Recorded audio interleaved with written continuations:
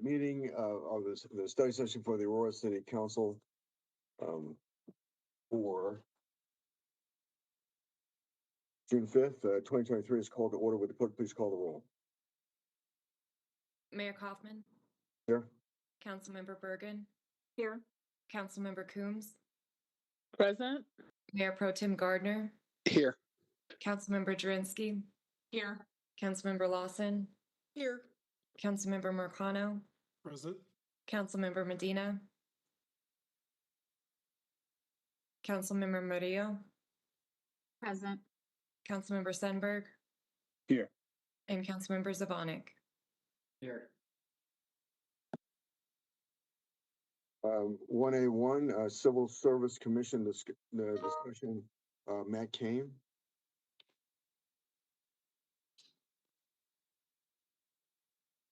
Hello, Mayor and members of council. I think that I do see Desmond and I see Matt Snyder on. I'm not sure if I see the other commissioners, Shannon Bannister and Barb Cleland. So I'm not sure if you want to proceed or. Please I proceed. do see Barb Cleland now. Please proceed. Thank you for the opportunity. The commissioners requested this discussion, and I'll, with your permission, turn it over to the chairperson, Desmond McNeil, to go into the details for it. Please go. Please do. Thank you, Mr. Mayor, members of City Council. I'm Desmond McNeil. I'm the chair of the Civil Service Commission. The first thing I'd like to say is the Civil Service Commission is currently 100% in line with the consent decree. So we've finished that process. We just have some minor details to iron out, but we've done our part of the consent decree. The reason we wanted to have this meeting today was during that process, we had gotten an email from the city attorney about firing our independent counsel. There seems to have been a lot of misinformation in that process. We had an email that stated items that were said during our executive session about the consent decree and our disciplinary process and parts we were doing in that. We ended up disputing some of those forms, which we sent you guys a transcript to kind of validate what we were talking about, to which we were told our independent counsel was going to be fired. The commission unanimously disputes that point, mostly because since 1996, the commission hired and maintained their own independent counsel for disciplinary hearings. Can you hold just for a second? Yes, sir. I need to ask, because this is a contractual issue, I need to ask the city attorney's office if this falls under an executive session.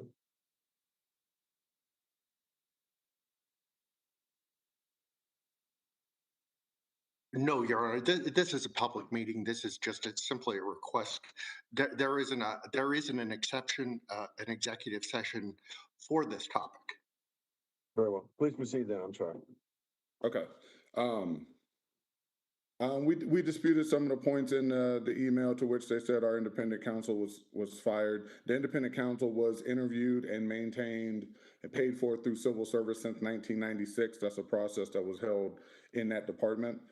So the commission disputes the city's attorney ability to remove our legal counsel, and also the things that have been said that he told the civil service to sue the city, which is inaccurate, which is why we sent a copy of our transcript for verification. We also have independent counsel in the room if you have any questions for him. In the charter, it is granted that civil service is able to maintain independent counsel for our disciplinary hearings, and that's what we're looking to do, to keep the integrity of the process intact. So what we're looking for from council today is just the ability to affirm that the civil service is able to use our charter authorized ability to select and retain independent counsel to assist in disciplinary hearings. Okay. And is there anybody else from the Civil Service Commission who wishes to speak before I turn it over to members of council to ask questions? Mayor, this is Barb. Council person. No more. Commissioner Cleveland, please proceed. Yeah, thank you, Mayor. One of the things that I think has been interesting, because having been on both sides of this, the commission has always tried to be when we have disciplinary hearings, as neutral as possible. And the city attorney's office has basically said they will hire the attorney for the Civil Service Commission, which, in my opinion, and I'm not obviously an attorney, I think after a hearing could be very well, let's just say that I believe there would be a reason that whatever happened in that hearing, if it didn't go the applicant's way, they could file a grievance against the Civil Service Commission because the commission's attorney was selected by the city. And I guess in going through the background, if you look on page 9 of the information that we sent you, as far as the hearing that we had or the with Scotty, there is nothing that any allegation that was made towards Scotty was made. He didn't threaten to sue the city. Nothing like that happened. And again, as the chair has said, we have no reason. We don't know what the issue seems to be. Okay. Is there anybody else from the Civil Service Commission who wishes to speak? Then I'm going to turn it over to members of council for questions of the Civil Service Commission or questions from our own city attorney. Mayor. Councilmember Bergen. Thank you. And thank you for the information that you provided us. I guess my question is, I understand, that you are looking to have independent counsel, but it's a little bit confusing because I thought basically we do have independent counsel when our city attorney hires outside attorneys on cases. But when you look at Article 10.3 of the charter, it says that council appoints the city attorney, and then the city attorney basically is our legal representative, and that person, the city attorney, is the one that does hiring of other attorneys, hiring of outside legal counsel. So I guess I hear what you're saying, but I don't see the real issue from a charter perspective. And I was wondering if our city attorney could talk about that, or Pete Schulte, in terms of what exactly does our charter allow? Oh, before they do, is there technical problems right now in terms of people hearing? No. Okay, I think Councilmember Zvonek, did you mention? Yeah, I mean, it's getting better. It was cutting in and out. I missed a bunch of, I think it was Barb's, but it seems to be more stabilized now. I don't know if Councilmember Maria was having the same issue. It was cutting in and out. Councilmember Moreo, are you hearing okay? I think I'm assuming that you were asking. I didn't hear. I just heard Dustin begin to talk, and it cut Okay, out. but is it okay now? Is the audio okay now? It's just cutting in and out. I might just have to join on a different device, like my phone or something. So if it sounds like it just might. Yeah, you're cutting in and out. Okay. If you get on a different device, I think that'd be helpful. Councilmember Bergen, was that to the city attorney, your question? Yes, or to Pete Schulte for justification on the charter language and authority. Okay. And hello, council members and mayor. This is Julie Heckman, Deputy City Attorney. I can speak to the charter language. One charter provision is what Councilmember Bergen did talk about. 10-1 states the city council shall appoint a city attorney who shall be the legal representative of the city and shall advise the council and city officials in matters relating to their official powers and duties. So that the city attorney is the one that gives legal counsel It also in 10-3 talks about special counsel, and it says council may, on its own motion or upon request of the city attorney, in special cases, employ special counsel to serve under the direction of the city attorney. So again, even when outside counsel for different areas is brought in, or other types of um, attorneys to work on certain things like different departments, so the water department or litigation or something like the career service board, which is similar to the civil service board.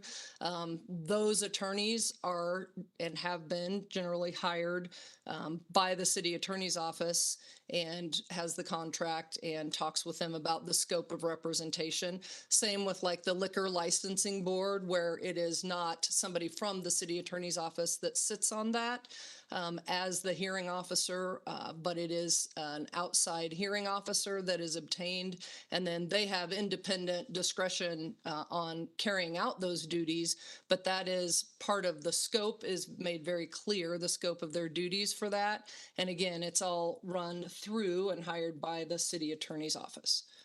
Okay, so then does the commission, I guess that leads to my question, does the commission have any authority to hire their own counsel? So again, there are two different roles that the Civil Service Commission has, and the one role that is being discussed tonight is that over disciplinary hearings. And again, there are the parties in the disciplinary hearings. The city attorney's office represents the chief's office, whether it be police or fire. So they're the prosecutors, if you will, of the discipline.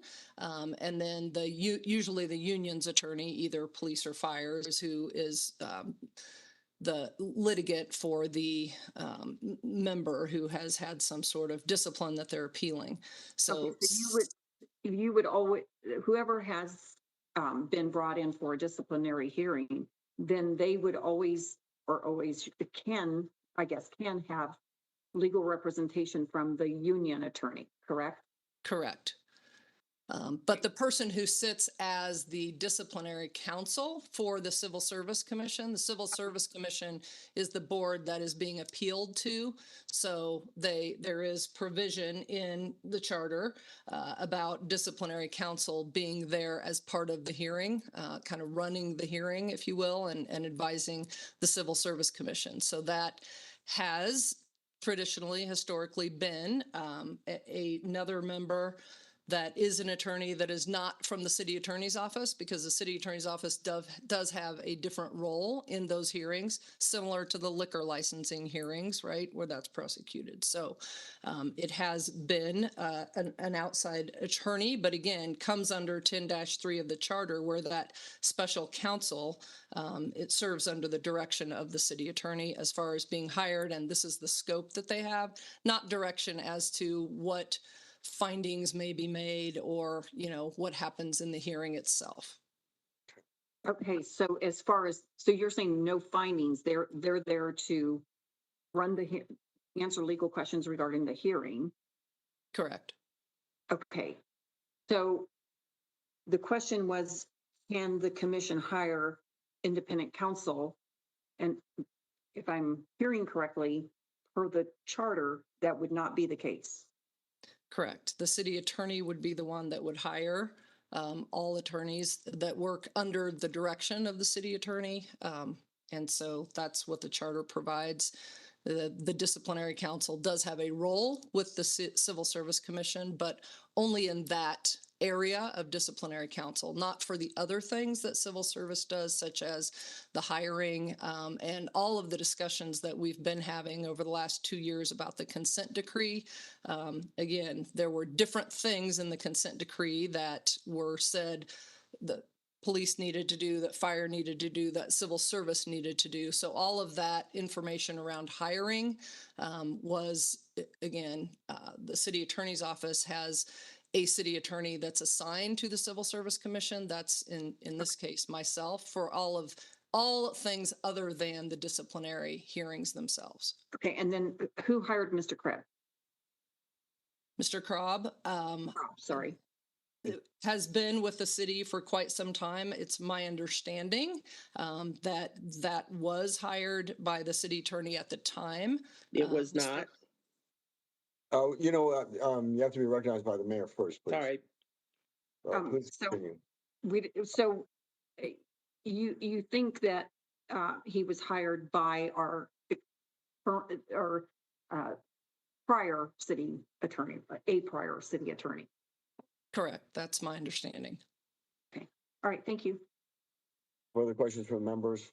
Mayor, Councilor, Mayor Pro Tem. thank you. I have several questions. So I guess maybe starting here, is the city attorney or the city attorney's office proposing not having an outside counsel for disciplinary hearings? Are they proposing using somebody from the city attorney's office for that purpose? Because if so, I have concerns about that, to the point that Ms. Heckman made, where there's a different role that the city attorney's office has in those disciplinary hearings. And so I have concerns over that. But I guess backing up, is that even what the city attorney's office is proposing? Is No. using somebody from the city attorney's office as that disciplinary hearing officer on behalf of the Civil Service Commission? No, it is not, Councilman or Mayor Pro Tem. Okay. That there would be an outside counsel appointed to take that role of disciplinary counsel for the Civil Service Commission. Okay, so the city attorney's office acknowledges there should be somebody not from the city attorney's office serving in that role. So then my next question is, I believe Mr. Krob has been with the city since 1996. There's questions about why that relationship was severed after 27 years. My interpretation, reading through the transcript and what we were told by the city attorney, are two different things. The reason given for why he was terminated, I didn't read in the transcript. And so I guess my question is, why was that relationship severed after 27 years when the reason, at least that I was given or that we were given, isn't supported by the transcript? So the transcript that is provided in the backup is simply the transcript of one meeting that was the executive session that was called by the Civil Service Commission for a special meeting that was specifically about the hiring issue. So not about disciplinary counsel, not about disciplinary appeals. It was a meeting that after almost 2 years of the Civil Service Commission having meetings about what to do about changing their rules and regulation, as was contemplated and directed in the consent decree, as well as directed by council in the further resolutions. The Civil Service Commission had many different meetings with many stakeholders, including police and fire, and several of you council members were on some of those meetings talking about what should happen to the commission's rules, which they are the ones that promulgate their rules, and only they can change their rules. So there was much discussion about whether that should be done and whether the charter language was inconsistent with the consent decree. So there was a lot of conversation about that. And then the specific special meeting that you have the transcript of, the executive session, that was called by Civil Service to have discussion about the roles and the duties of civil service around hiring. So that's the only thing that meeting was called about. And again, there's much discussion in the beginning of that of whether Mr. Krob, in his role of disciplinary hearing, whether any of the discussion of the things that civil service was asking him to comment on and give legal opinions on was within the scope of his representation, which was the disciplinary appeals, which was not what was being discussed, nor had been discussed at many of those meetings. There were some things in the consent decree that civil service needed to do regarding disciplinary appeals, but that was handled separately. Most of the conversations over the 2 years were about the hiring.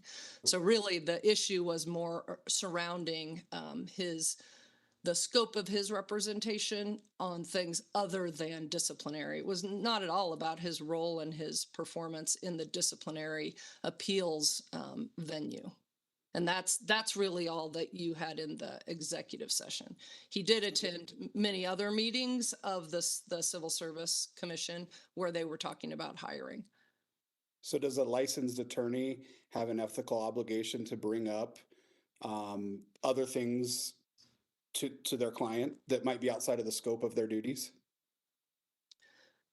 Certainly that can be the case. And again, I would simply say that as the charter prescribes, that the city attorney does have and did have, in this case, the actual city attorney, not myself, the deputy, had conversations and correspondence with Mr. Krob about the scope of that representation and the different issues involved, including the issues that either he was being asked to comment on and or that he was commenting on for the Civil Service Commission.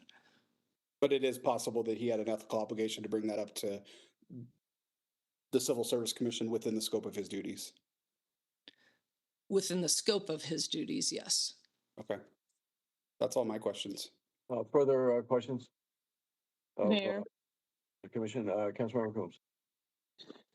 Yeah, so I understand that the charter empowers the city attorney to appoint, to hire, to fire. And so the question I have really is, does that exclude the Civil Service Commission from having a say over who that person is? Because I think that's where it's becoming a little bit confusing, is the Civil Service Commission is saying, we want to retain this person for this role that we have retained them for.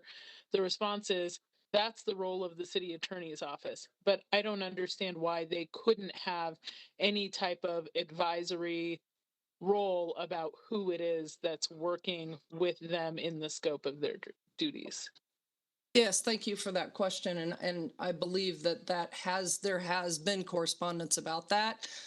So that there would be, it's certainly input from the Civil Service Commission. And there has been requests for input if they have input. And the city attorney has given several names of people that are being considered, including resumes and background and that kind of information, similar to other types of appointments that have been made. So I would agree with your question that it certainly there would be input. Further questions? Then let me, we'll wrap it up here. Further comments from the Civil Service Commission? Mayor, Mayor. go ahead. It's fine. Oh my gosh. Commissioner Cleland. First of all, when Julie said that the city attorney hired Mr. Krob, in all the background that we found out, it was the city manager that signed his contract. And so no, it was, the contract was signed by the city manager. And I guess for me as a civil service commissioner, we received several reasons as to why Mr. Krob should be let go, of which none are true. And I guess it's like anything, we would like to know why. They said his billing was in error, which in fact they tried to find out and we couldn't find anything where the billing was in error. They said he threatened to sue the city in one memo, which didn't find anything where he threatened to sue the city. As I said, in the background on page 9, you can see his comments. And when I met with, there was a whole group that meets when we were working with the consent decree people, Jeff and the like. I had remember in one of the meetings, I asked them, what do we do at some point if we disagree hypothetically with the AG's office? And we went through a process, and basically even Jeff agreed and Aaron agreed that at some point, if there was a disagreement, we may need to go to a judge to have a judge discuss whether or not some of the verbiage in the consent decree was in line with the charter. And so, and that's where you'll see something that Mr. Cobb said something about possibly going to a judge if needed to get their opinion on charter stuff. So again, I respect Julie. I disagree with Julie in some of her comments because if you read the first line and then read the second line, it says more. And we found nothing. And Matt went through as much information as he could, going back that the city attorney never signed off on our outside counsel. We're different. Mayor. Mayor, oh, Oh, okay. Well, let me just say this. We really need to, we're over our time and we need to move on, but I'll recognize anybody who hasn't spoken. Councilmember McConnell. Thank you, sir. And thank you, Commissioner Cleland, for your comments. I'm curious, could you please tell us who the city attorney and city manager were back when Mr. Crow was hired? Charlie Richardson was the acting city attorney. And who was the city manager? I'm sorry, Charlie Richardson was the acting city manager. Okay, and was he also city attorney? I believe he was, but if you look at the paper that was signed, he signed it Charlie Richardson, city manager. He didn't sign it, Charlie Richardson, city attorney. All right, thank you. Okay, is there somebody who hasn't spoken yet? Mayor. Okay, please proceed. Sorry, I know I spoke earlier. I just wanted to say two things. So in the charter for 10.3, it says that we're allowed to retain independent of the city attorney's office for the circumstances of dereliction of duty for any officer or employee, which I would believe our disciplinary hearings fall under. I also wanted to state that Scott Krob is actually in this meeting, and if there are any questions or if we wanted his opinion, he's able to state it. If there's any questions that would go directly to him, he's actually in this meeting. I think we're going to move on here. I want to thank the Civil Service Commission for your presentation. I'm sorry, Ms. Heckman, you have a point? Yes, Mayor, I just wanted to share that one of the recurring issues with the Civil Service Commission at their earlier meetings about deciding whether or not to go forward and the concerns about whether or not the consent decree should have been signed and whether council knew things they should have known about the consent decree. I did just want to share that several points along that time, I did advise the commission that certainly they did not have to change their rules, and that if they had concerns that continued to be brought up about the consent decree and the language, that the appropriate thing for them to do would be come forward to city council, because city council as a body is who speaks for the city. And so really that is what the discussion was about, and that they certainly could do that. Or if they wanted a second opinion, they could do that, because what a lot of the conversation about was the consent decree. And so I do understand you don't have all of the transcripts from the earlier meetings. And again, Mr. Krob has done a good job for the disciplinary council, but I just wanted to make sure council understood. It was during some of those meetings that he attended is when he also was talking about advising about the consent decree language. And one meeting. Civil Service Commission, I want to thank you for all you do, and thank you for your input. You've given us a lot to think about. And with that, I want to move on to 1A2, Regional Transportation District RTD update on system-wide fare study and equity analysis. Tom Worker Braddock, Senior Transportation Planner, Planning and Development Services. Michelle Gardner, our Senior Assistant City Attorney. Outside speaker, Chris Quinn, Regional Transportation District. Who wants to start? Hi, Mayor. I'll start. I'm Tom Worker Braddock, Senior Transportation Planner with the city. Chris Quinn was able to just join on, so we might have some might need a few seconds to link up, but RTD has requested the opportunity to update and collect feedback from Aurora City Council on RTD's system-wide fare study and equity analysis.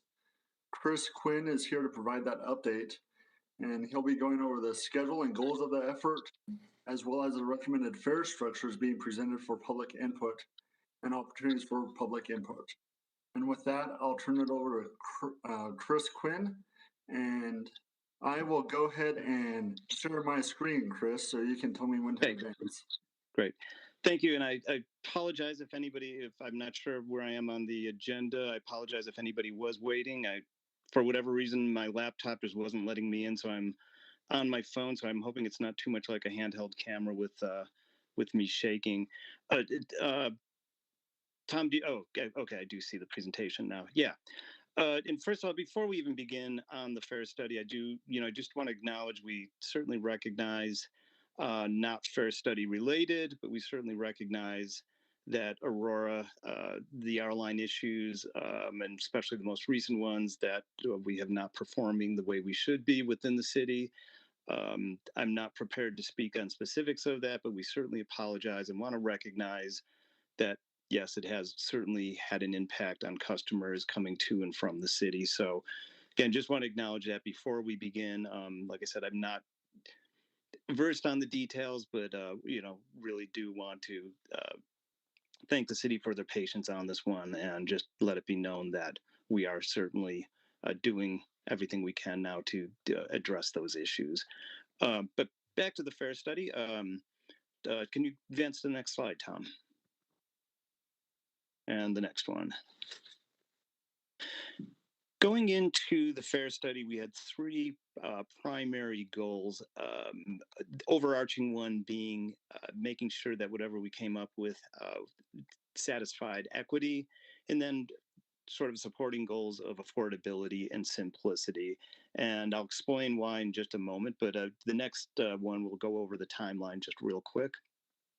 So we started the study back in roughly April of 2022, and we had what we were calling three primary milestones where we had public engagement. The first one was really just the introduction to the study. The second engagement milestone was more of a, here's some real high level concepts. What is most important to you? And then in the fall, for our third round of public engagement, we had two alternative recommendations. And based on the feedback that we got from those, we molded that into a single recommendation.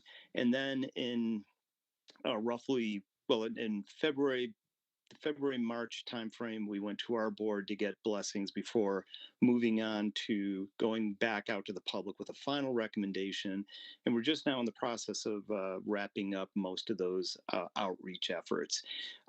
Assuming based on where we are now, our intent is to go to our board in the July timeframe with the intent of implementing this early next year. And there are some exceptions to that, which I'll talk about also in just a moment. Next slide, please, Tom.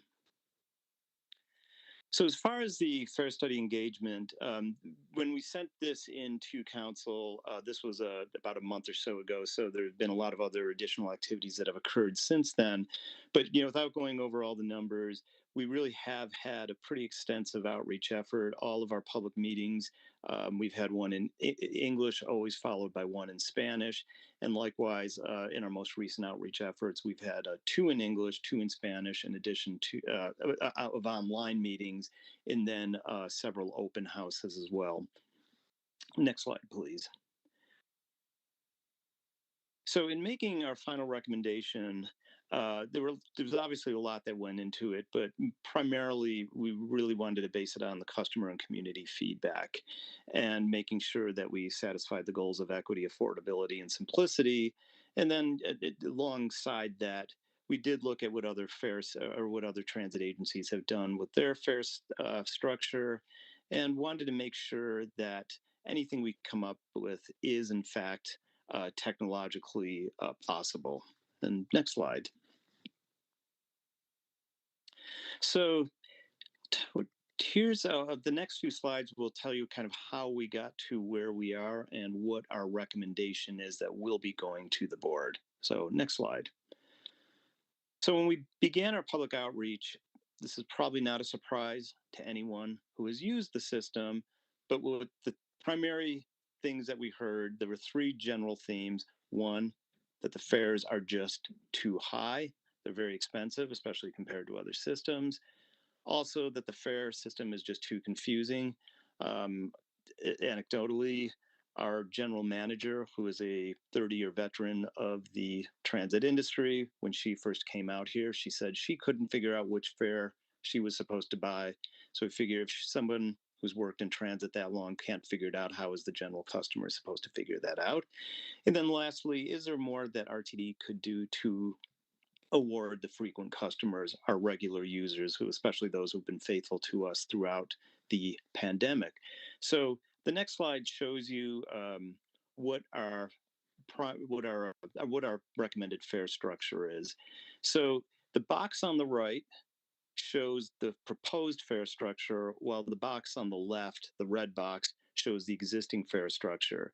So basically, what we're proposing will lower the fares for all customers. It'll also simplify the fare structure and then reward our frequent customers with a less expensive monthly pass. So as an example, if you look at the 3-hour pass, if you look at the red box on the right, currently for a local ride, that's $3. For a regional ride, which would be a longer distance ride, so as an example, if somebody gets on the light rail at 9 Mile and is heading to Union Station in Denver, they would pay a regional fare. Then, of course, we also have the airport fare. The recommended fare structure would reduce that 3-hour pass to $2.75. And that would be regardless of whether somebody's just going a few stops down Colfax on the 15, or if they are, in fact, the rider that, say, is getting on at 9 Mile and going to Union Station. It would be what we call referred to as a flat fare. Again, no matter where you're going, you pay the same fare, with the exception being for the airport, that would be reduced from $10.50 to $10. However, if you buy a monthly pass, that would be good for anywhere in the system. So the monthly pass kind of blanket pass the entire system, and that would go down from the high of $200 for the regional or the airport, which it is today. That would be reduced down to $88. And the next slide, please. Yeah. So just a real quick in summary, while customers to the airport would still pay a higher fare, all other destinations within the RTD service district would use the standard fare. And so again, that would combine the local and the regional fares into a single fare, but monthly pass customers can travel anywhere in the district, including the airport, for the one single price, and for adult standard fare, that would be $88. And then next slide, please. So RTD also offers a whole series of discount fares, and I'll talk through some of the individual pieces of the discount fare systems. But one of the things that we heard when we were out in the public is, even with the discount fares, it's not always, they're not always affordable for families and youth. And we have the existing system's a little bit confusing in that our low income program, as an example, doesn't have the same discount that seniors and the disabled have. And then youth are on a completely different discount. So we wanted to see if we could, make that a little bit more easy to understand. And then we also heard that with regards to our LIVE program, which I'll talk more about in just a moment, there are people that, while certainly there are people that would like to qualify that are maybe low income, but just aren't low. I can't think of a better way to say it, aren't low income enough to qualify based on the current criteria. So I'll walk through next what some of our recommendations are to address those issues. And yeah, thanks. So for the adult discount fares, here again, the boxes on the right describe the current fares. So those that are age 65 and disabilities Currently, it's half off of the standard fare. And then for the live discount, again, that's low income fare structure, it's a 40% discount. So what we're proposing to do is to create just a single discount. So regardless of whether you're eligible for live or seniors and disabilities, the discount would be the same across the board. Additionally, just to simplify things there as well, if you qualify for the discount fare, you would pay regardless of whether you're going to the airport or anywhere else in the district, you would just pay for the 3-hour pass $1.35, and then for the monthly pass, that would be reduced down to $27. So a pretty significant savings from what is offered now, as you see in the red box, where the monthly for the regional and airport is $99, and with the live discount, it's $119. And one of the things I also want to note related to that, for those passengers who do have an account with us via the MyRide card or the mobile, we do now have what is known as fare capping. So if a customer does not have the money at the beginning of the month to purchase a monthly fare, once they reach the point where they've spent the money that would have been spent for a monthly pass, they would no longer be charged. So we would just cap them out for the remainder of the month. And then I want to talk also a little bit more about the live expansion on the next slide. So as I noted earlier, we'd like to increase, or we're recommending to increase the live discount from 40% to 50%, so that it would align with the other discount fares. Also, more importantly, we'd also like to raise the income threshold. Currently, it's at 185% of the federal poverty level. We're proposing to increase that so that it would be up to 250% of the federal poverty level. So that would bring in a lot more potential customers that would be eligible for that program. And the way we came up with the 250% was we looked at what the minimum wage is within Denver. So somebody earning the minimum wage would now be eligible for the live discount, whereas in the past, with our lower threshold at 185%, they would not be. Additionally, we've also heard in a lot of our outreach to nonprofits and other community-based organizations that the whole process of qualifying for live is fairly complicated, and there's not a whole lot of awareness even that the program exists. So what we would like to do is to expand our outreach and engagement with agencies that work with lower income individuals, and also see if there's a way. Right now, we rely on the Colorado Peak system, which is the state's benefit systems, to determine eligibility. And we'd like to see it's not, I don't want to say it's complicated, but it's not necessarily an easy feat to get through the process. So we'd like to work also with community-based organizations and others to see if they would, to see if we have an opportunity to partner with them to help with entering and getting people eligible for the program. And then next slide. Now for youth fairs, this is a big one. What we want to do is propose a zero fare for youth, and that would be for anyone 19 and younger. We're proposing this as initially as a pilot, so it would be a 1-year pilot. And unlike, as I noted before, our expectation is that the new fares, assuming they are approved, would go into effect probably first quarter or January of next year. For the zero fare for youth, we would like to see if we can get that to coincide with the academic year. So we're proposing that would actually begin September of this year. And as a reminder, for July and August, we are going to have a zero fare for better air program. So the entire RTD system, the month of July, August would be free. And then with the zero fare for youth, that would kick in September to coincide with the academic calendar. Our reasoning again for that is unlike the rest of the system, we recognize that with the school year is completely different. It's not following the calendar year, so we wanted to be able to take advantage of that. Now, what we are assuming in our financial plan is that this would be a pilot. It would run for only 1 year, and our hope is, depending on the success of that, we could reach out to other entities, outside organizations, agencies to help fill the funding gap that would be created by this program. So, and then next slide, please, Tom.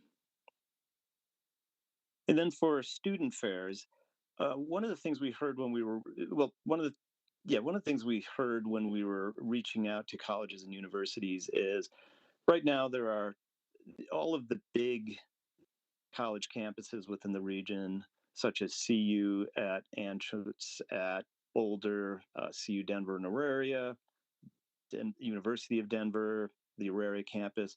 All of those currently take advantage of our existing college pass. However, we don't have any community colleges or any technical schools that currently participate in that.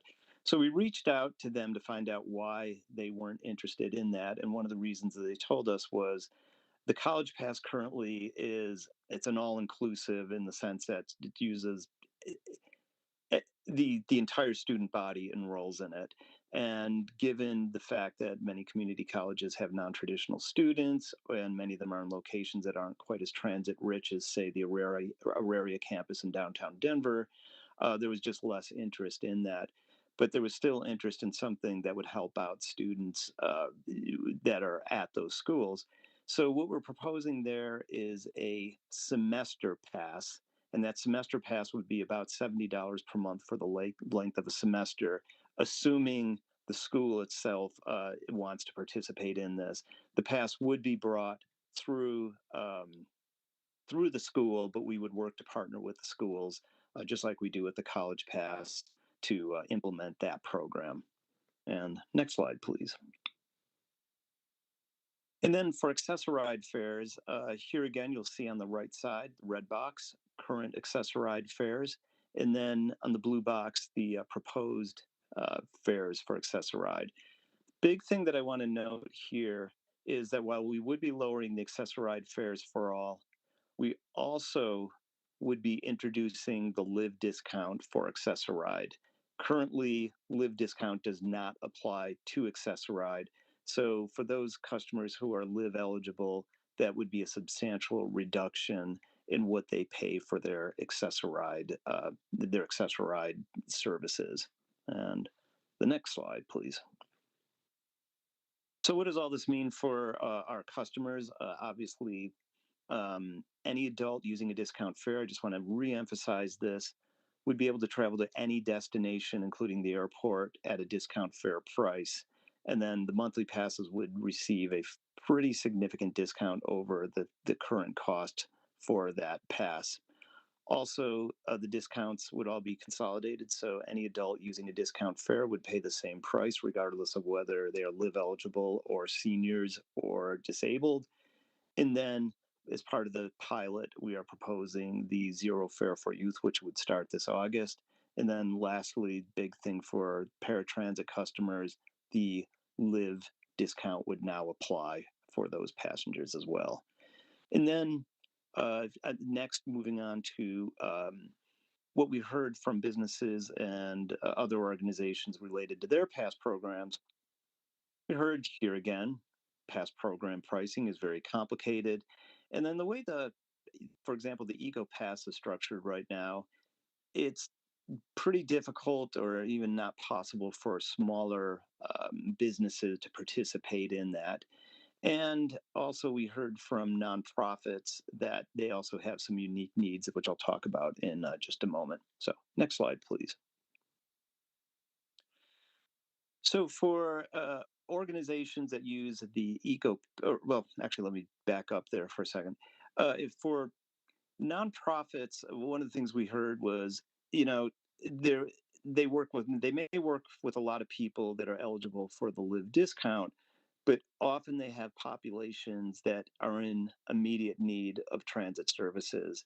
So one of the things we would like to do is to create a transit assistance grant program, which would support nonprofits and social service agencies, and then they could provide passes to their client populations that might have immediate needs. So that could be for, as an example, the homeless, a domestic violence shelter, something like that, where there's immediate need and they don't have time to register somebody to be eligible for the LIVE program. We're also proposing a bulk discount so that those who buy fair products purchased in bulk with a minimum of $1,500, they would be eligible for a 10% discount. So for, say, businesses that don't want to participate in the Eco Pass or something like that, they would be eligible maybe to buy bulk products for their employees. And then also related to the Eco Pass, one of the complaints we heard there is that not only is the pricing complicated, but that the pricing often varies from year to year because it's based on the previous year's utilization. So what we're proposing to do is to offer multi-year contracts so that as the transportation coordinator for any business, they will know for a few years they'll have stability on what they are paying for their Eco Pass customers. And then additionally, we or proposing anyway, to simplify just how the pricing works in general without going into too many details. We would, right now, we currently have a series of zones, and depending on the zone that a business is located in and how many employees they have, they would pay different fares. We're trying to consolidate that so that it's just a lot simpler to understand. And then next slide. For the Eco Pass, as I noted, we would like to offer multi-year contracts so that the pricing is a little bit more predictable. And then simplify the way the pricing works when we determine what the cost would be for a business on the following years. And then, as I noted, also reduce the contract minimum so that more organizations are in fact able to participate in the program. And then the next slide, please. So in terms of the public outreach, as I said, when we sent this in, and I probably should have been more cognizant of the date that we were going to be here, this slide does show, or I'm sorry, the next slide, please, Tom. This slide will show all of the public outreach activities that we had.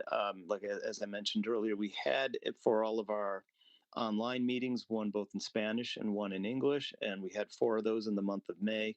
We also had a couple of in-person open houses. And then on the next slide, please, Tom. We had a series of pop-up events, and in addition to the ones that are shown here, there were a couple more that we had as we went along. And then we were at, just as an example, we were at Cinco de Mayo. We were at several Adams County events. So just trying to get out there as much as we could to meet the public where they are, so that we could, get meet as many people as we could from those who, otherwise might not be inclined to show up at a community meeting. So I think that is the last slide. Can you go to the next one? I'm sorry. And this is just a more community events continued. And then I think the last slide is just the question. Yeah.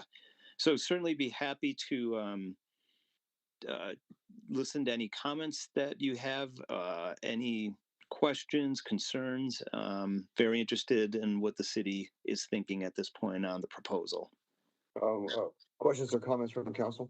Mayor? Councilmember Bergen. Yeah, thank you for the presentation. I guess my question is, how would you increase the ridership in order to break even under current fares, for one thing? Yeah, so we have run a financial model, and which also took into account what the ridership would be associated with the decrease in fares. So it's kind of interesting. While we anticipate that there would be an increase in fares, there would be an increase in ridership related to the lower fares. It's actually not quite enough to offset the loss of revenue that we would have at the fare box. However, one of the things going into the study that was very important to our general manager was that we had a customer driven process here. And what we found early on when we went out in the public, and again, no surprise, was that in addition to fares being too complicated, we heard repeatedly that fares were just too expensive. So we really wanted to meet the customer where they were. Right. So we, oh, go ahead. Right, but if you're giving, you've got a grant program, you're going to change the percentage over the federal poverty level, you're going to give all these discount programs. Those people are not paying or paying very little. So how are you? I just don't see the financial model working out. You're increasing ridership with people that are not paying what you need to make the budget work, because I believe RTD is not doing well financially. Am I correct?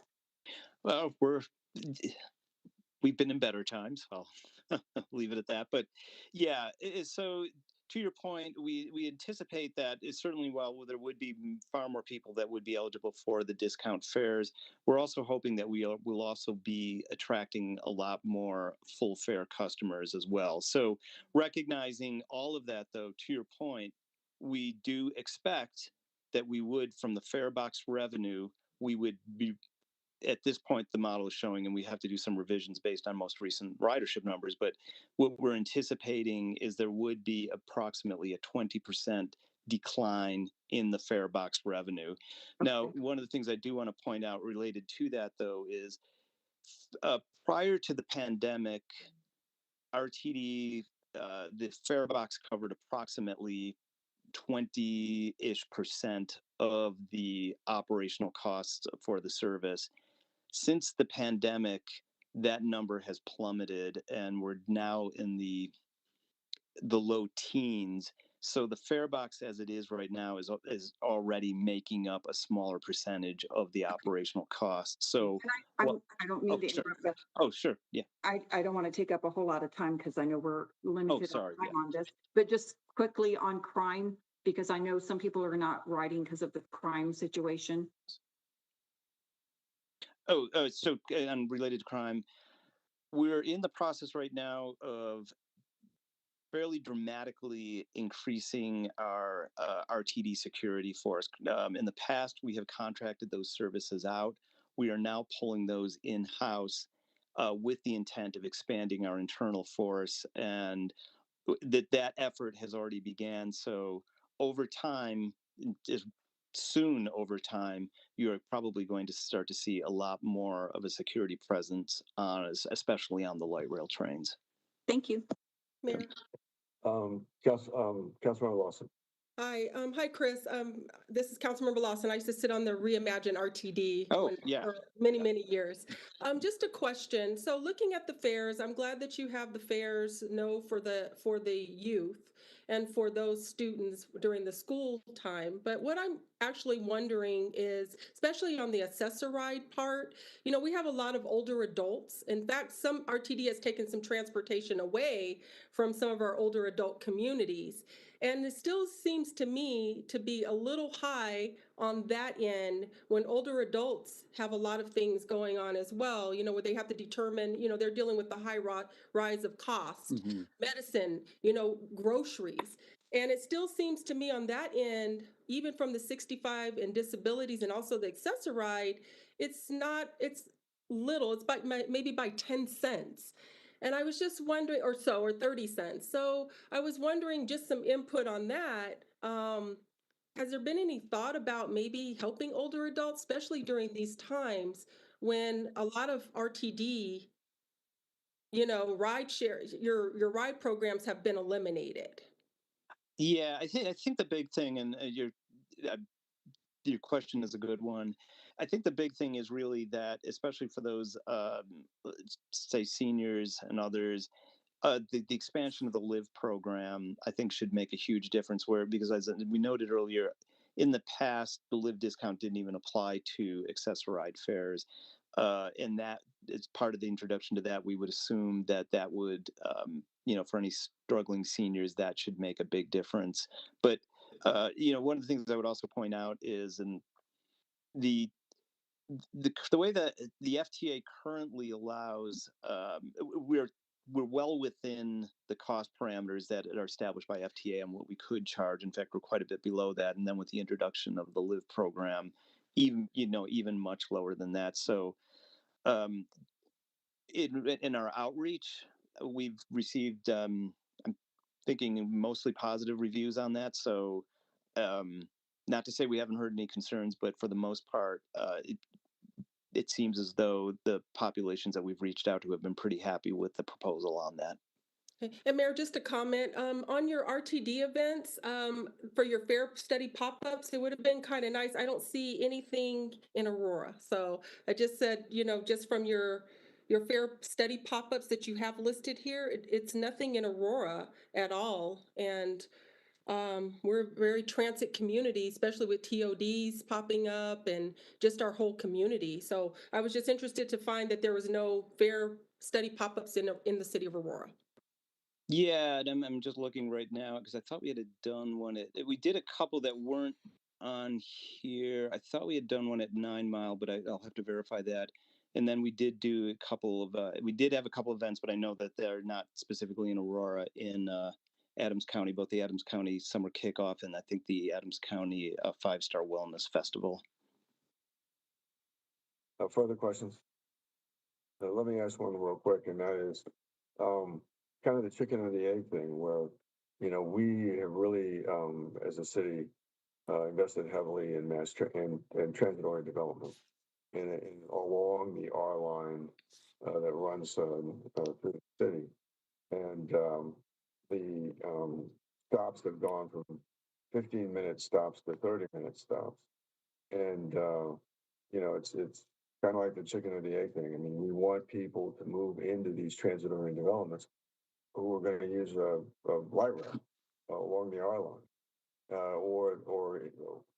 or bus mass transit. But by reducing the service level, I think it makes it tougher for people to move into those transit-oriented developments with the idea of relying on RTD.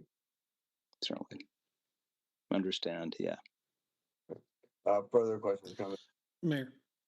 Councilor McConnell. Thank you, sir. And thank you, Mr. Quinn, for the presentation. I will say that I have heard from folks that they're pretty excited about the proposed fare changes. I am hopeful that that will encourage some folks to ride, and it'll certainly help the folks who are currently riding.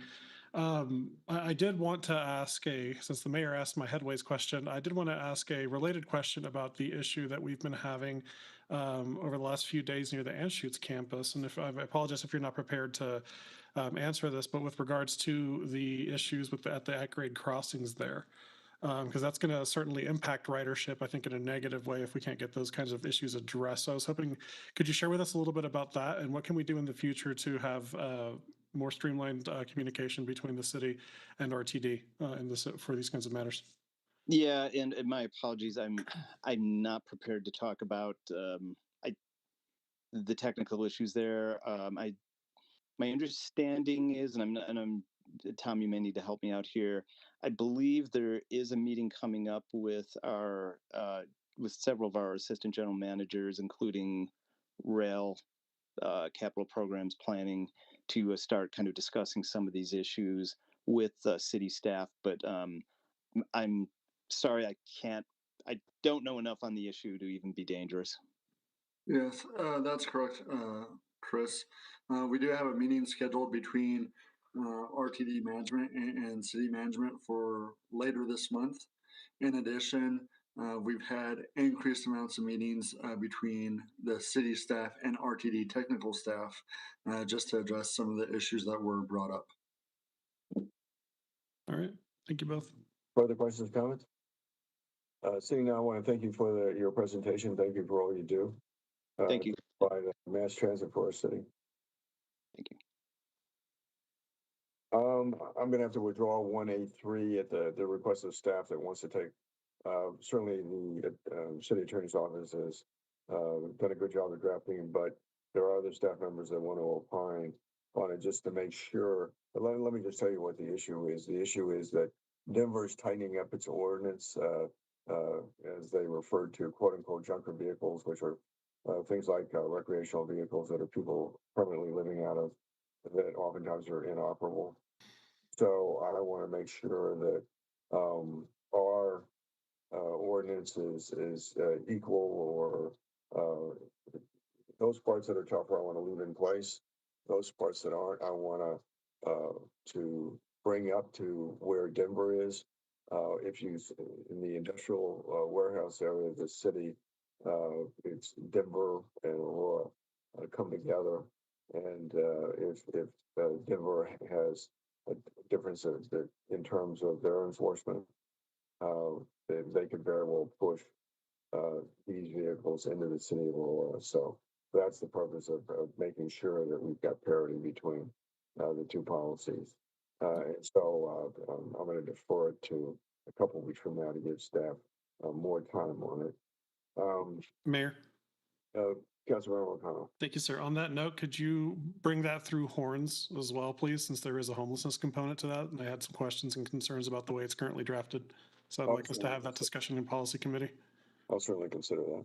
All right, thank you. But won't commit to it, but I'll consider it. Okay. You know what? The time is now 7:35. I want to stand at recess until 7:45. All right.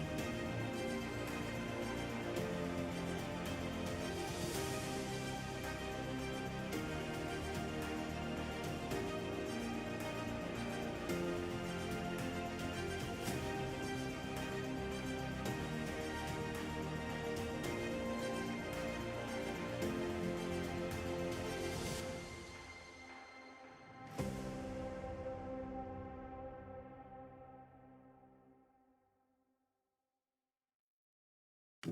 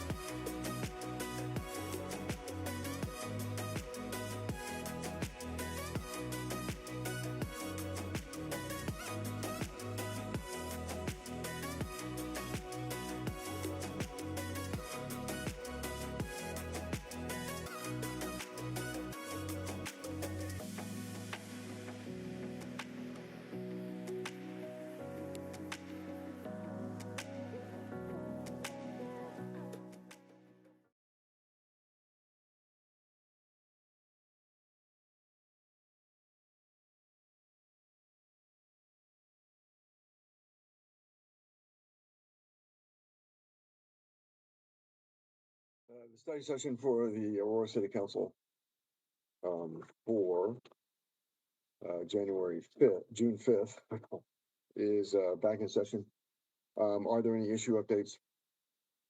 Seeing none, is there any objection to moving number 2A forward on the consent calendar? Seeing none, no objection, item number 2A will move forward. Item number 3A, 2023 Spring Community Investment Financial Round. Lisa Montoya, Housing and Community Development Manager. Good evening, Mayor and Council members. My name is Alicia Montoya, Housing and Community Development Manager. And I, along with my colleague Sarah Carroll, will be presenting on the Community Investment Funding Rounds. If we can share the presentation, please.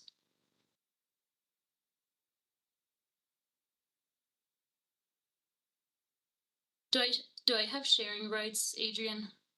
Or are you sharing? Yep, I gave it to you, Alicia. Got it. Okay, just 1 second.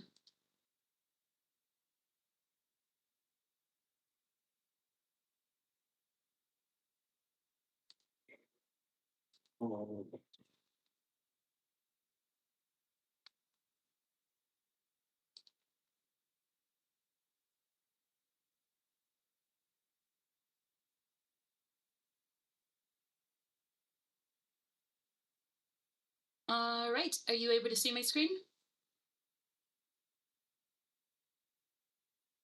Yes. Great, thank you.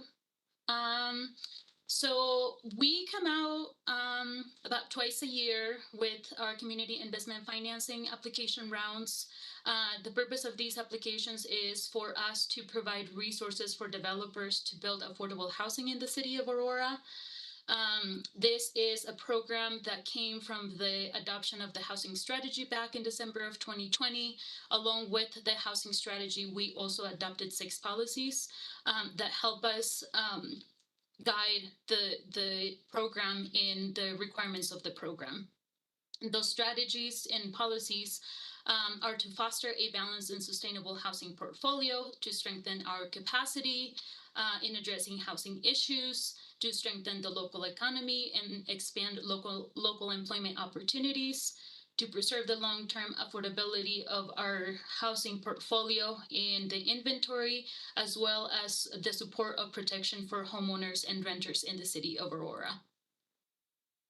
The components of the application must be aligned with our housing strategy, as through the housing strategy, we identify the needs for the community in the city of Aurora. They must meet identified housing needs in the community. We look at specific demographics that must be served and reflect the principles of diversity, equity, and inclusion in the city of Aurora. We look at the average median income that's being served, so whether it's 20, 30, 40, I'm sorry, not 20, 30, 40, 50, up to about 80% of area median income. We also look at the cost effectiveness of the project. We look at what funding sources were leveraged for that specific project, what resources are available, and how the developer is making the most out of the development project in the city.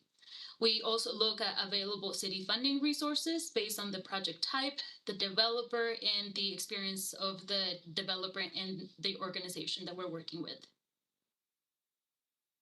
And I'm actually going to pass it on to Sarah. She will be going over our timeline and the different projects that we are considering.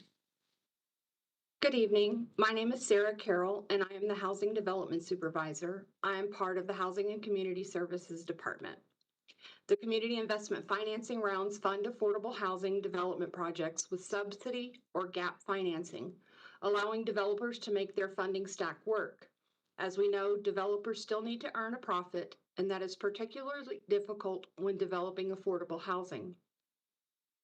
The committee met on April 4th and April 17th to review the applications and the funding recommendations. Everyone on the committee was encouraged to comment and allowed to vote on the recommendations. Following this, we will send out study session. We will send out approval letters on June 12th. Next slide, please. We had a community investment financing committee to review the applications received that consisted of staff from the Housing and Community Development Division, Planning and Development Services Department, the Treasury, and Citizens' Voice representation from the council-appointed Citizens Advisory Committee on Housing and Community Development. Next slide, please. Our funding sources are the following: private activity bonds, home investment partnerships program funding, community development block grant, American Rescue Plan Act funds, and general funds. The Home Investment Partnerships Program funding and Community Development Block Grant funds are provided by the U.S. Department of Housing and Urban Development as an annual entitlement grant for the city. These funds can be used for many activities, including producing or preserving affordable housing. The U.S. Department of Treasury issued the American Rescue Plan Act funds during the pandemic for coronavirus state and local fiscal recovery funds. During this SIF round, we have issued the remaining funds made available to the Housing and Community Services Department. General funds were made available through the City Council action. We have awarded all remaining general funds made available to the program during this round. The total number of unduplicated units added to the housing stock through this round of community investment financing rounds was 367 units. Next slide, please. Private activity bonds are a special class of tax-exempt bonds that benefit non-governmental borrowers. These funds can be issued by states, local governments, and housing authorities. One benefit of PABs is that the interest paid on the bonds to bondholders are exempt from federal income tax. 47% of the bond cap each year is issued to cities and counties. The current formula is $120 per capita, and its purpose is to develop affordable housing. The PAB has no cash value. Next slide, please. This slide is a summary of the funding recommendations. We received 13 applications for scoring. 12 of those applications were eligible for review. The requester for the 13th application already received 3 rounds of funding and was not eligible for a 4th round of funding due to our limited funds. The highest score possible was 100. The rubric was built to score applications that were for development purposes. We did receive 2 applications for land banking, and the rubric did not consider that. However, due to the nature of the projects, the committee felt that although the land banking applications scored lower, the projects were worthy of consideration when final negotiations were discussed and funding was recommended. For private activity bonds, we had $23,457,137 available to award.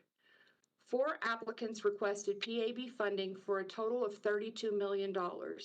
However, 1 applicant, an Aurora Housing Authority project, does not plan to begin construction until April 2024. Therefore, we did not award them their request at this time. They have additional SIF rounds to which they can apply before construction. We had 2 other applicants starting construction in 2023 that we awarded partial and full awards based on unit count and location. The reason is that if PAB is not utilized, it reverts to the Aurora Housing Authority. We did award the Sanctuary on Potomac full PAB, even though their construction begins in October of 2024, as it is a partnership between the Aurora Housing Authority and the Aurora Mental Health and Recovery. Still, we anticipate they will request additional PAB for that project in the next SIF round. Since it has been given full support from the state and the city, this project will continue to receive full support based on the project type and population they serve. The Home Investment Partnership Program funding available was $2.3 million. We received 5 applications requesting $7.3 million in home funds. We awarded 2 applications. Both had construction dates beginning in 2023. The remaining applications had construction dates in 2024 and are eligible to reapply for home funding in upcoming SIF rounds. The Community Development Block Grant funding available was $2.2 million. CDBG must meet a timeliness test 60 days before the end of the program year. Our test date is November 2nd. At that time, we must not have more than 1.5 times our annual funding allocation in our account. We received 2 applications for CDBG for $1.4 million. 1 applicant was not eligible for funding due to being awarded in 3 SIF rounds. The second applicant was awarded their full ask. Additionally, 2 applications were a good fit for CDBG funding. One was a land banking deal that plans to close in September 2023. We awarded them $1.2 million. The other application was from an applicant we previously took $500,000 from whom we re-awarded. The American Rescue Plan Act funding available was $1.5 million. We received 2 applications for $2.7 million. One applicant was not awarded because their application did not warrant their total ask. However, one application was awarded for their full ask of 1.5, eliminating all the remaining ARPA funding. We have now awarded all $5 million provided to develop affordable housing projects. The general fund available was $569,000. We received 5 applications for $3.5 million. We awarded one applicant a total of $569,000. The Aurora Housing Authority is rehabilitating 80 units of public housing, and this was an excellent application to support with our general fund dollars. Next slide, please. The Summit View Apartments is a 222-unit multifamily housing. It's going to support incomes from 30 to 80% AMI. They requested $6 million in private activity bonds, and we recommend supporting them with $6 million in private activity bonds. Next slide, please. The Solar Decathlon project was a 3-unit home ownership project serving families at 80% AMI or below. They requested $225,000 in general fund, and we recommended not providing them any funding. Next slide, please. Weatherstone Apartments is a 204-unit multifamily serving people at or below 30% AMI and at or below 60% AMI. They requested $7 million in private activity bonds. During this SIF round, we recommended not funding them with private activity bonds because they have another opportunity to request private activity bonds. Next slide, please. Eagle Point is a 192 multifamily unit project serving families at 30 to 80% AMI. They requested $1.5 million in home, $1.5 million in ARPA, and $4 million in PAB. We recommended funding them at $1.25 million in home, $1.5 million in ARPA, and $2.4 million in private activity bonds. Next slide, please. Kings Crossing Village is a 178-unit multifamily project serving incomes at 30 to 80% AMI. They requested $2,243,006 million in home and $569,000 in general funds. We recommended not funding them during this SIF round. They have other SIF rounds at which they can apply again before they begin construction. Next slide, please. This confidential project is a land banking deal. It's for very low income. They requested $1.2 million in ARPA and $1.2 million in general funds. We recommended providing them $1.2 million in CDBG funds as it is a CDBG eligible activity. Next slide, please. The Stables is a 120-unit multifamily project serving families 30 to 80% AMI. They requested $500,000 in CDBG, and we recommend providing them $500,000 in CDBG. Next slide, please. The Sanctuary on Potomac is a 43-unit permanent supportive housing project serving individuals at 30% AMI and below. They requested $1.5 million in home and $15 million in private activity bonds. We recommend providing them $15 million in private activity bonds. Next slide, please. This Aurora Scatter Site is a 15-unit homeowner project serving families at 80% AMI and below. They requested $1,050,000 in home, and we recommend providing them $1,050,000 in home. Next slide, please. Willow Park Apartments is an 80-unit multifamily public housing project. They serve 30%, 50%, and 60% AMIs. This is a preservation project. They requested $1 million in home and $1 million in general funds. We recommend financing them at $500,000 in CDBG and $569,000 in general funds. Next slide, please. Elevate Aurora is a 137 unit multifamily serving households at 30 to 70% AMI. Their funding request was for $931,000 in CDBG and $569,000 in general funds. We previously awarded them in 3 additional SIF rounds, and we recommended no funding for them at this time. Next slide, please. This slide is the scoring sheet for all the applications received. We requested that each of the applicants use 1 application per funding source requested. Are there any questions or concerns that I or the team can answer at this time? Questions or concerns?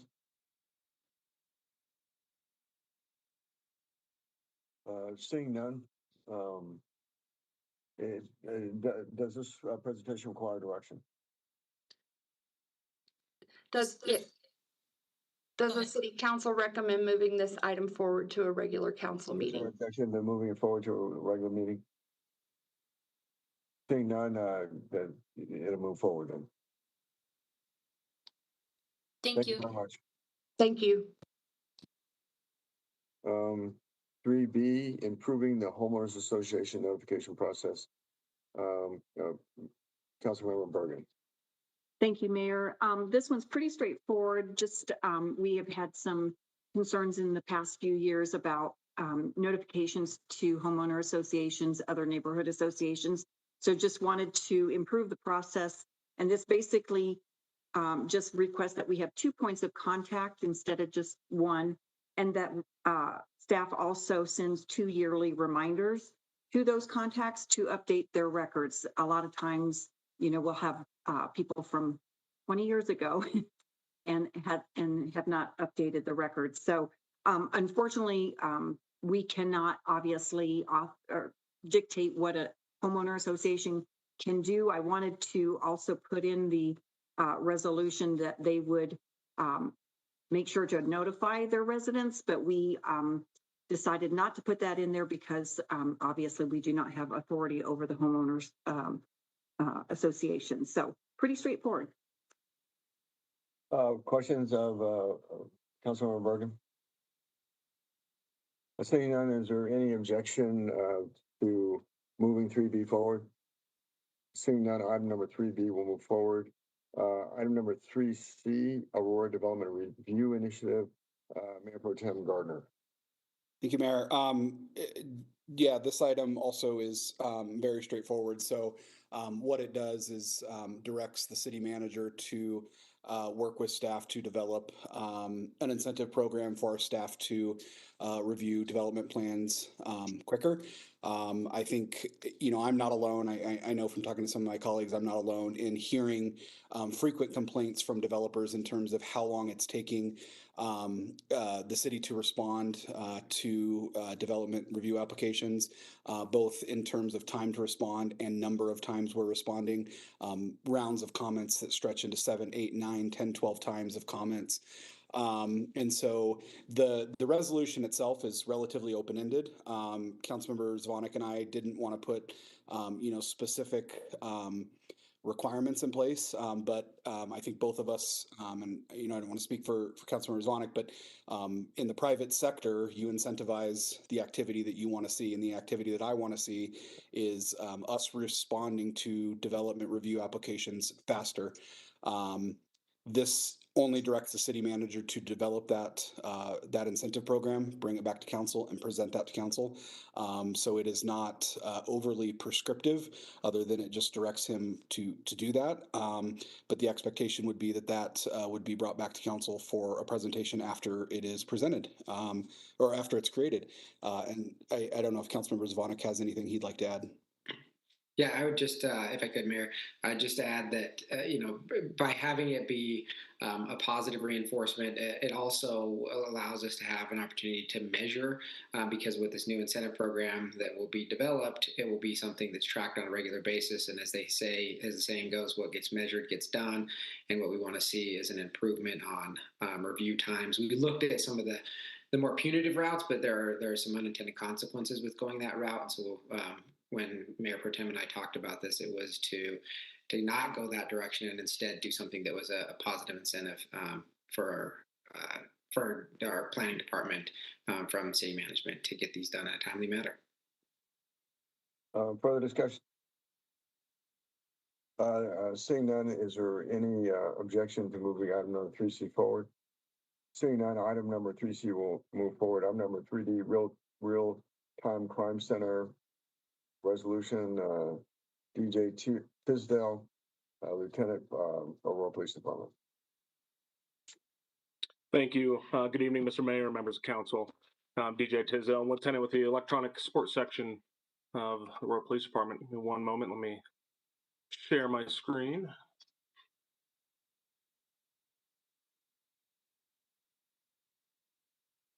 I'm going to start off on March 5th. The Aurora PD mesh camera system captured a shooting that occurred at Dayton and Colfax. I want to draw your attention, top right of your screen, you'll see a black sedan with a bumper falling off. Keep an eye on the rear driver's side window as this video plays. 203. Good. 203 and 206 Baker, if I can get you started for this shot fired call. Colfax and Dayton, Dayton and Colfax. Callers advising 10 men started shooting. Unknown if anyone is injured. RP is locked in a room right now. Very clear. 6 copy. Thank you, 607. Cruiser 7, how many callers do we have? Cruiser 7, we have about 3 callers now. Okay, does any of them have eyes on the shooter? Cruiser 7, no one has eyes on the party. Thank you. Cruiser 7, you're welcome, 609. So what you heard from dispatch is the only information that our officers had as they're responding to the shooting. They don't have a description of the shooter. They don't have a suspect vehicle or a direction to travel.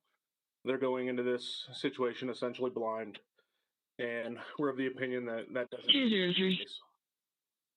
Establishing a real-time crime center will allow the Aurora Police Department to integrate all of our disparate technologies and monitor them in a centralized location. This will improve the efficiency, situational awareness, and decision-making speed for our officers in the field, investigators, and command staff. By consolidating these systems and actively assisting patrol officers and investigators, our aim is to streamline operations and provide a comprehensive view of police activity, leading to improved response times, enhanced crime-solving capabilities, and increased safety for both our officers and the community at large. Our plan to establish an effective real-time crime center is divided into 3 phases. The first phase involves building a foundation of both technology and community involvement from which we can grow. The 3 components of this phase are integration software from Fusus, combined with upgrading our ALPR system and exploring the possibilities of gunshot detection sensors. Phase 1 will utilize existing facilities and staffing by means of light duty officers. In the following slides, I'll give you more detail on these platforms and the impact they can have on public safety in Aurora. So the Real-Time Crime Center in a cloud platform from Fusus has 2 major capabilities that would be serious force multipliers for Aurora PD. First, the ability to bring all of our separate systems onto a single pane of glass where they can be efficiently utilized by members inside the Real-Time Crime Center, by officers in their patrol cars, or detectives or command staff from their cell phones. The ability to access 911 call information, video feeds, ALPR readers, gunshot detection, and the locations of our first responders from a single program would be an absolute game changer for how we process information and make timely and well-informed decisions. The second and arguably most impressive capability of Fusus is that we can facilitate a community camera registration and integration program where individual citizens, businesses, and other community stakeholders can take an active role in public safety. Let me very quickly explain the differences between camera registration and camera integration. So I'm sure, like many of you, I have a Ring doorbell at my home. The police department and I have no desire to have a live view of what's going on in my house, but if my camera captures something of evidentiary value, I'd like the police department to be able to request that footage. Somebody can go on to the city's website, register their cameras to let the police department know, I have cameras at this location, here's my contact information. If you'd like to get a hold of me and request that I view the footage, here's how you do it. For camera integration, let's say you're a business owner who's concerned about crime and you have a surveillance system on your property.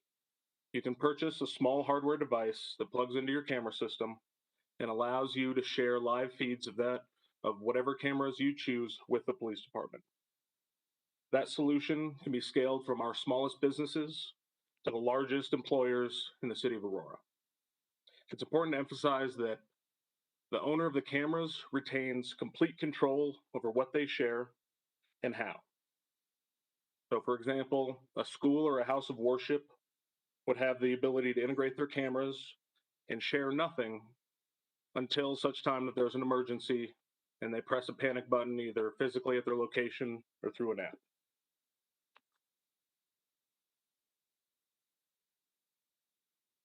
We know that motor vehicles are used to some degree in more than 70% of the crimes we investigate in the city of Aurora. As such, our current automatic license plate reader system is one of the most useful tools we have for generating the types of leads that solve crimes. Unfortunately, our system has been in service for the past 12 years and is extremely antiquated when compared to today's technology. As an example, our present system is not good at deciphering license plates between different states. It can't tell the difference between a car or a bus or a dump truck, and is useless if a vehicle doesn't have a license plate or the plate is obscured. In comparison, contemporary LPR technology can do all of those things, providing better and more accurate information for our officers, allowing them to do their jobs more effectively. The map on the right shows privately owned LPRs that are scattered around the city of Aurora and other municipalities in the area. These are owned by HOAs and private businesses who recognize the deterrence effect that they have on crime in their areas. In the coming weeks, APD will publish an RFP to identify a replacement for our current LPR system. When that process is complete, we intend to come back to council with a more focused presentation specifically tailored to LPRs. The heat map on the left shows all 911 calls of shots fired in the city of Aurora from January 1st, 2021 through February 15th of this year. Studies from other U.S. cities with gunshot detection systems show that nearly 80% of all gunfire incidents go unreported. Modern technology can quickly and accurately triangulate where gunfire originates from. This can get police and medics to shooting victims sooner, and when combined with our other technologies in a real-time crime center, give us the opportunity to identify and apprehend shooters more quickly and more often. APD is looking to explore a gunshot detection pilot program in the areas of our city where the data shows it would be most beneficial. When the details of that program are worked out, we will come back to council for their approval.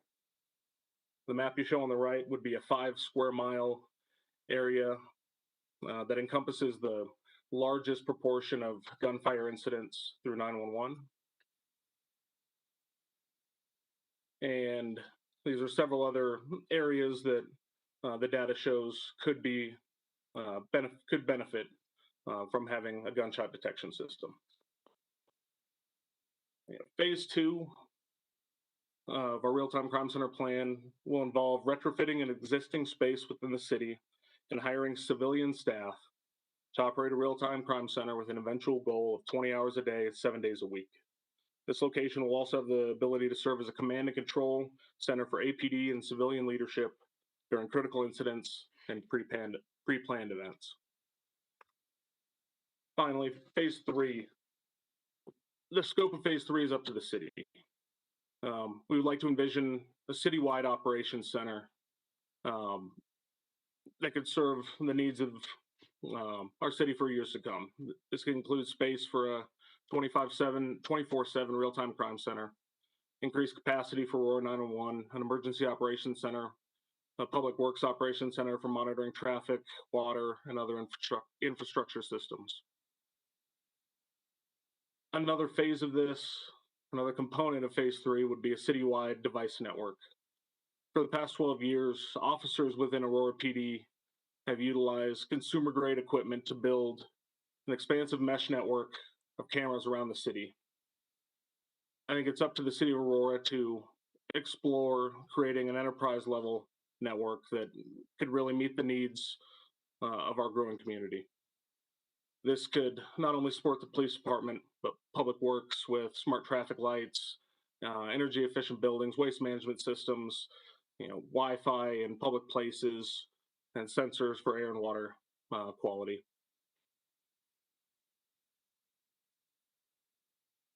Here's just a basic outline of some of the possible costs that we could come back to council with in the future. In conclusion, I'd ask you to think back to the video you saw at the beginning of this presentation. With the real-time crime center, our officers could immediately be alerted of the gunfire before the first 911 call. The real-time crime center employees could view the cameras and give detailed descriptions of what occurred, descriptions of the vehicle, direction of travel, utilizing an ALPR system to try to identify the exact vehicle, to notify officers that they're looking for a black Kia sedan and not just any other black vehicle traveling in the area. And that concludes my presentation. I'd be happy to answer any questions from council. Questions of staff? Mayor. Mayor Pro Tem. Thank you. So a couple questions. Can you first clarify, is this a request, like, is this a request you're wanting us to approve tonight? And I'm asking that because there was a slide up there and the statement was made, these are an example of some of the potential costs. So I'm not sure how we can approve something without knowing what the costs actually are, but then again, maybe we're not actually being asked to approve this tonight. So I want to clarify that first. Yes, sir. So I guess what we're asking for tonight is council support in moving forward. We intend to procure the Fusus software through sole source, and moving forward, when we explore ALPR, a gunshot detection proposal, and eventual FTEs, we will come back to council for all of those things. Okay, so I don't feel comfortable approving something without knowing exactly what we're approving, and there was a whole lot in here tonight, but it sounds like that's not actually what the ask is now. And my question is, why was this not requested as part of the budget process last year? Why is this coming in the middle of the year? And does the police department, are you going to require additional budget outlays to pay for this? So Councilmember, this is Jason. So a couple things there. So the department did undergo a process last year utilizing some savings they had last year to begin upgrading and expanding the mesh camera network. So that process is underway. They also then began looking at the AALPR system. So those, I think, funds have been identified in terms of what they're doing. And then the only thing that's really being asked tonight that's new, and I don't think we have presented to council yet, as all of you, is that Fusus. So that technology to kind of pull it all together in terms of those different systems. So we've got the mesh camera network out there. We are going to be going forward, as the lieutenant said, on an RFP for upgrading and modernizing our ALPR system. And then what we'd like to do, as he said, is sole source on Fusus. Everything else would be presented in a budget. So future phases would be the staffing, some other items. Those would be included in future budgets as part of the normal budget process and ask process. So really what we're doing tonight is just trying to lay the plan out for you and let you know that you'll probably be seeing both a single source for Fusus as well as the results of a competitive process for the ALPR replacement and upgrade. Okay. Well, I think overall, I do have some civil liberties concerns here. Just last week, the Communist Party in China announced that they're using AI to recognize protesters' faces and report that information directly to the police. And, that's not going to happen here today in Aurora. But it could in the future with, future political changes and whatever. And I just have kind of some concerns about where this is going. So I guess my question is this going to, if we approve this to move forward tonight, will this come to a future council meeting for final approval? Yeah, you would see a contract award for Fusus as well as a contract award for the ALPR system. So those are separate awards. You're not really, this just tonight is, I would say, almost informational in terms of the plan, and then each of the pieces will come forward for individual discussion and approval by council.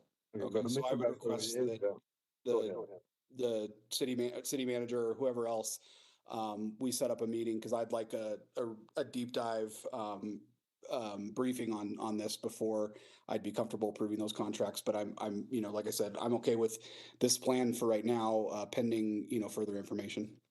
Mayor.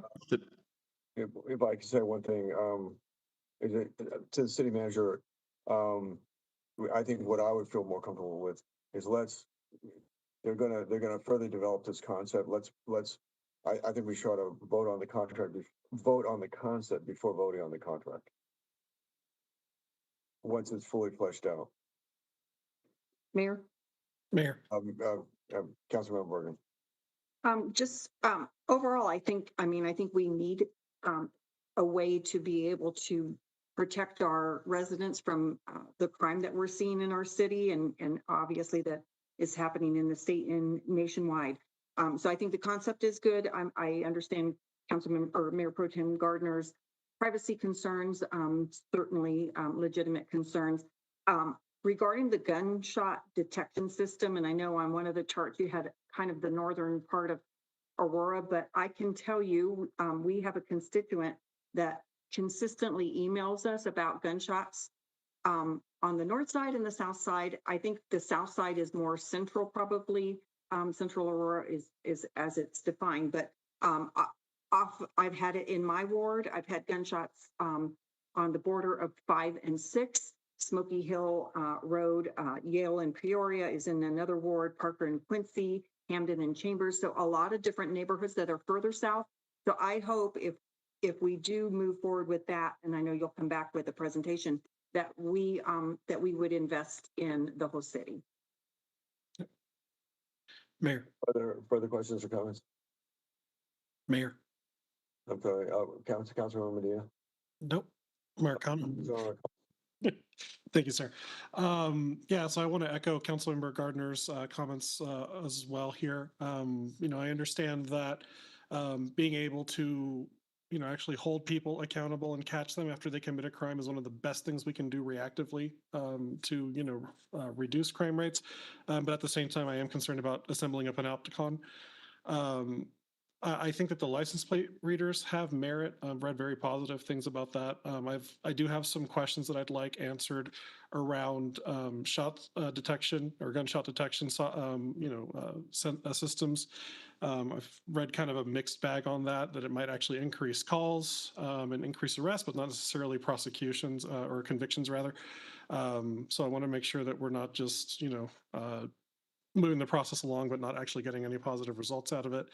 And yeah, I want to agree with my colleagues as well that I think that we need to fully flesh out this concept. And then I'd like to see what that whole thing looks like at public safety, because what we just saw here tonight, if I'm not mistaken, is the exact same presentation that we saw at public safety, either the previous meeting or the meeting before that. So I understand the direction that we're going here. I do think that there are certainly some improvements we can make in our crime fighting ecosystem, but I just want to make sure that we all get these questions addressed beforehand. Further discussion. Councilmember McConnell, if I understand your request, that you would like to see it come when it's fully fleshed out, come back to council. Yeah. Versus when it's a contract, but the concept would come back. Yeah, I mean, I'd like us to utilize the policy committee process for what it's intended for so that we can have these deeper dive conversations and then we can bring it to the full body for the up or down vote. Okay, so not as a contract, but just as a concept. Yeah. Okay, very well. Does everybody understand the proposal? That would go through the committee process before coming to the floor, but the fully fleshed out concept would be voted on before we would vote on the contract. Is there objection to that? I need some clarification, Mayor Sundberg. Yes. So this was brought before the Public Safety Committee. Okay. And you earlier just reiterated that we're looking at the concept rather than the contract. Can we advance this tonight and so it can gain a little bit of momentum? So what would you propose? I approve the concept and work the details of financials and Mayor Pro Tem Gardner requested a private meeting and he could do that in the meantime as well, that we just move this concept forward based on the need to fight some crime. Mayor. Mayor Pro Tem. But what was presented tonight is not what is moving forward. We were presented all kinds of different things, and it sounds like only one piece of that is being asked to be moved forward, because the rest will follow in later years, later budget cycles, that kind of thing. So that's, I guess, where I'm confused is we were presented very, very, very high level detail about some things that could be abused in the future. But then also told at the end, well, this isn't actually what we're asking you to approve tonight. We're all asking you to move forward this small little piece of it. So I guess to me, then we should have a presentation on exactly what we're being asked to approve. And I mean, personally, I'd like to see a lot more level of detail because again, we were given very, very high level, broad strokes of what this can do. But like the example I gave in communist China, this type of technology can be abused by politicians and whatever, like it has been by the Communist Party in China. So I don't understand, I guess, then I don't have enough information. And I think this was a pretty aspirational and with a vision. But I think Mayor Pro Tem's right that I think we need more detail on the specific ask that is going to be before us now. Okay. Is there, so I think the question, well, is there any objection for asking staff to further develop the concept for the specific ask that they want now that it's going to be placed before us, and then sending it back to the policy committee and then to study session? Mayor, I have a question. Councilmember Bergen. Can we get a timeline on the other items as well? Just, the gunshot detection system, just when would we go out for contract and when would we implement this, just a timeline maybe on all of these as they're looking at doing the further presentation.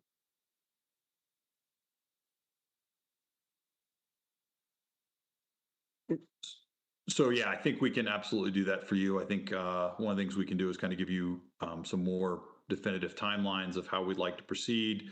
Kind of going back, we have currently ALPR technology in the city. We have mesh camera networks in the city. So those are two pieces that currently exist. I think the next piece that really this was intended to do is kind of queue up that we're looking at that Fusus technology to be able to pull those, as the lieutenant said, those disparate systems together. Once we have that additional capability of pulling those two primary components together, there is then the potential to add a gunshot detection to that to expand the capability of our technology. So I think those are the basic pieces, but we're actually happy to come back with kind of a more definitive timeline of what those would look like, what the capabilities would be. I think I've heard some questions and concerns about some safeguards that would be in place in terms of civil liberties. So we're again happy to kind of present that additional information if that's what council would like to see. Okay, and then just, I mean, our software is very antiquated, so I agree we need to upgrade that. Mayor? Councilmember.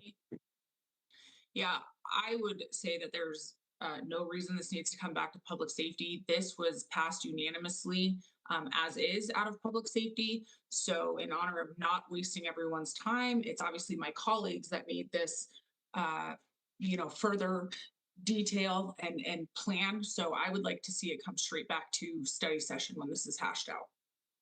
Okay, is there any objection to having it come directly to study session? Okay, so I think a lot more detail, specifics with the timeline, what is immediate, what is not, coming back to study session.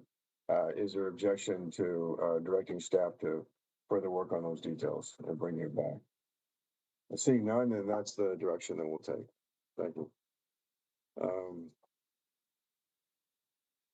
Let's see, item number 3E, Aurora Police Department Cadet Pilot Program. Chris Jewell, Division Chief. Good evening, Mayor and Council. Division Chief Chris Jewell, Aurora Police Department. Also presenting with me is Bobby Pace. He's the VP for Academic Success at CCA. I'm going to attempt to share my screen.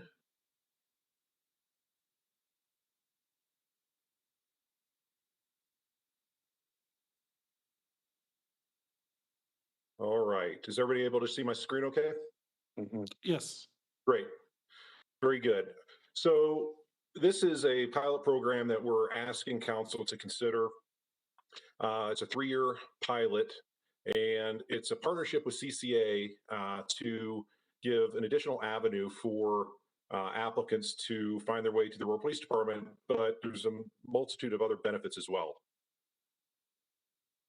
So it gives an opportunity for young adults to start a career that they may not otherwise be considering, and also earn an associate's degree at the same time at potentially no cost to them. During that time, there's also a 2-year apprenticeship during the time that they're earning that associate's degree. And the overall goal is to bring in potential applicants for police officers to the Aurora Police Department while providing that opportunity, and also taking advantage of being able to form a service mentality in these individuals as they go through that program. So some of the goals, again, we want to create an opportunity for not only economic, but social mobility for the people and individuals that take part in this program.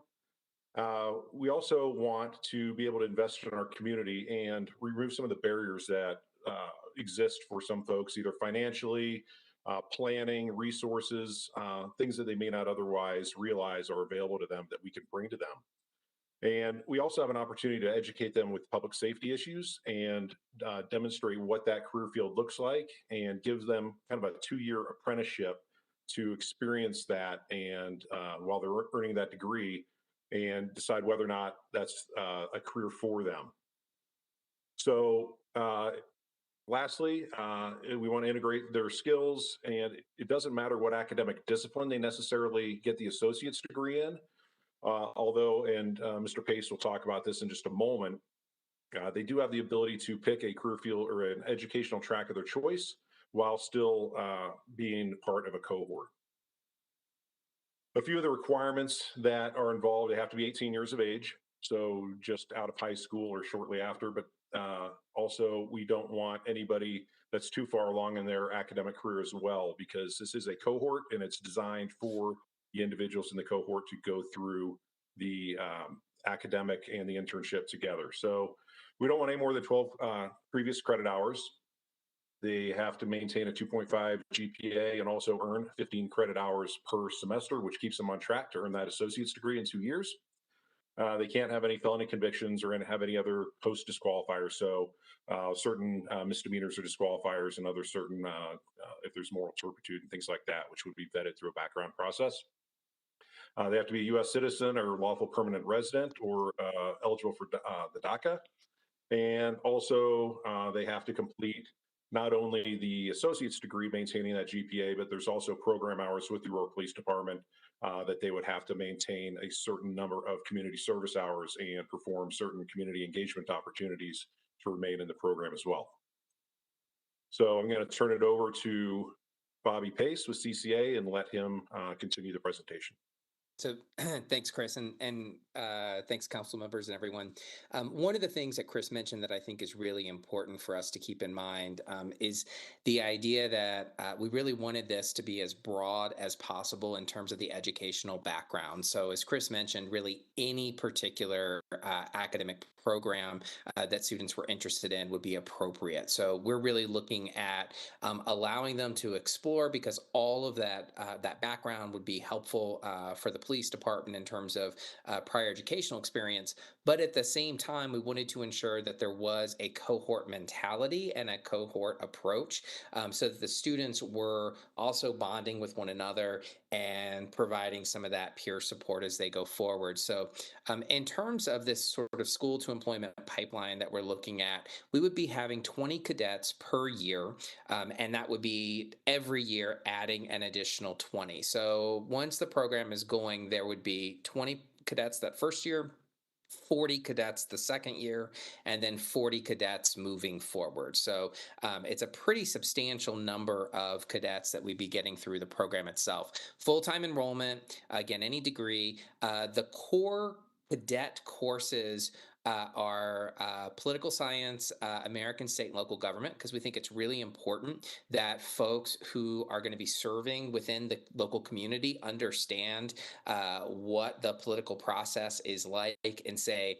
a strong mayor system, or in a city council system, commissioner system, those kinds of things, really expose them to that. The contemporary political issues is another great tool. One of the things we talked about with this is really allowing us to be able, in conjunction with APD, to be able to determine the sort of the policy making process, and they could utilize different political issues every single year. So it really doesn't matter what the issue is. The focus is really on that policy process and what that looks like. Intercultural communication, which we know is such a valuable skill for folks to be able to develop, communicating with impossible people. No one has to do that, I know, but it would be nice to have that skill set should they have to do it. And then, of course, negotiation. So those are kind of those common core courses, and those would be taught in conjunction with a instructor of record from CCA, but with APD involvement and sort of helping to define what that curriculum looks like for that particular cohort of students. This would be investor-funded sponsorship loan, with the idea that there would be loan forgiveness with 3 years of full-time employment with the City of Aurora Public Safety Departments, or even more broadly with the City of Aurora as a whole. So we're really trying to ensure that Aurorans are able to be represented within both APD and also within the city as a larger entity. So with this loan forgiveness, the idea is that would rest on the Community College of Aurora's foundation. As long as students were working for the city, then essentially after 3 years, any of the scholarship money that they had received, the loan money that they had received, would be erased from their record. Chris?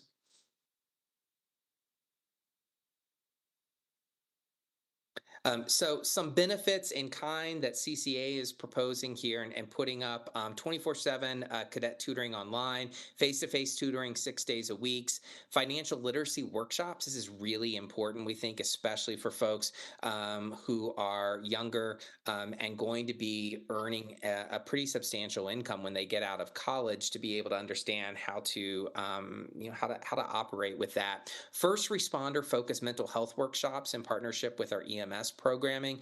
Again, a really important thing that we're seeing as a need and something that we want to promote across the board. But from a public safety standpoint, cadet-focused peer mentorship program, PLA or prior learning assessments to earn credit for prior learning or work-based experience where appropriate that those folks will have already had. dedicated cadet graduation sashes to wear at the ceremonies. As you all know, we love doing our ceremonies right there on the Municipal Center lawn, and great way to actually have that visible for those students that are coming forward. Marketing and social media recruitment campaign, and then outreach and recruitment targeted campaign. So we will be dedicating an academic advisor for the cadet students that would serve really as this liaison academically between APD and CCA. So that would be a cost of about $71,000 that we would be taking on there.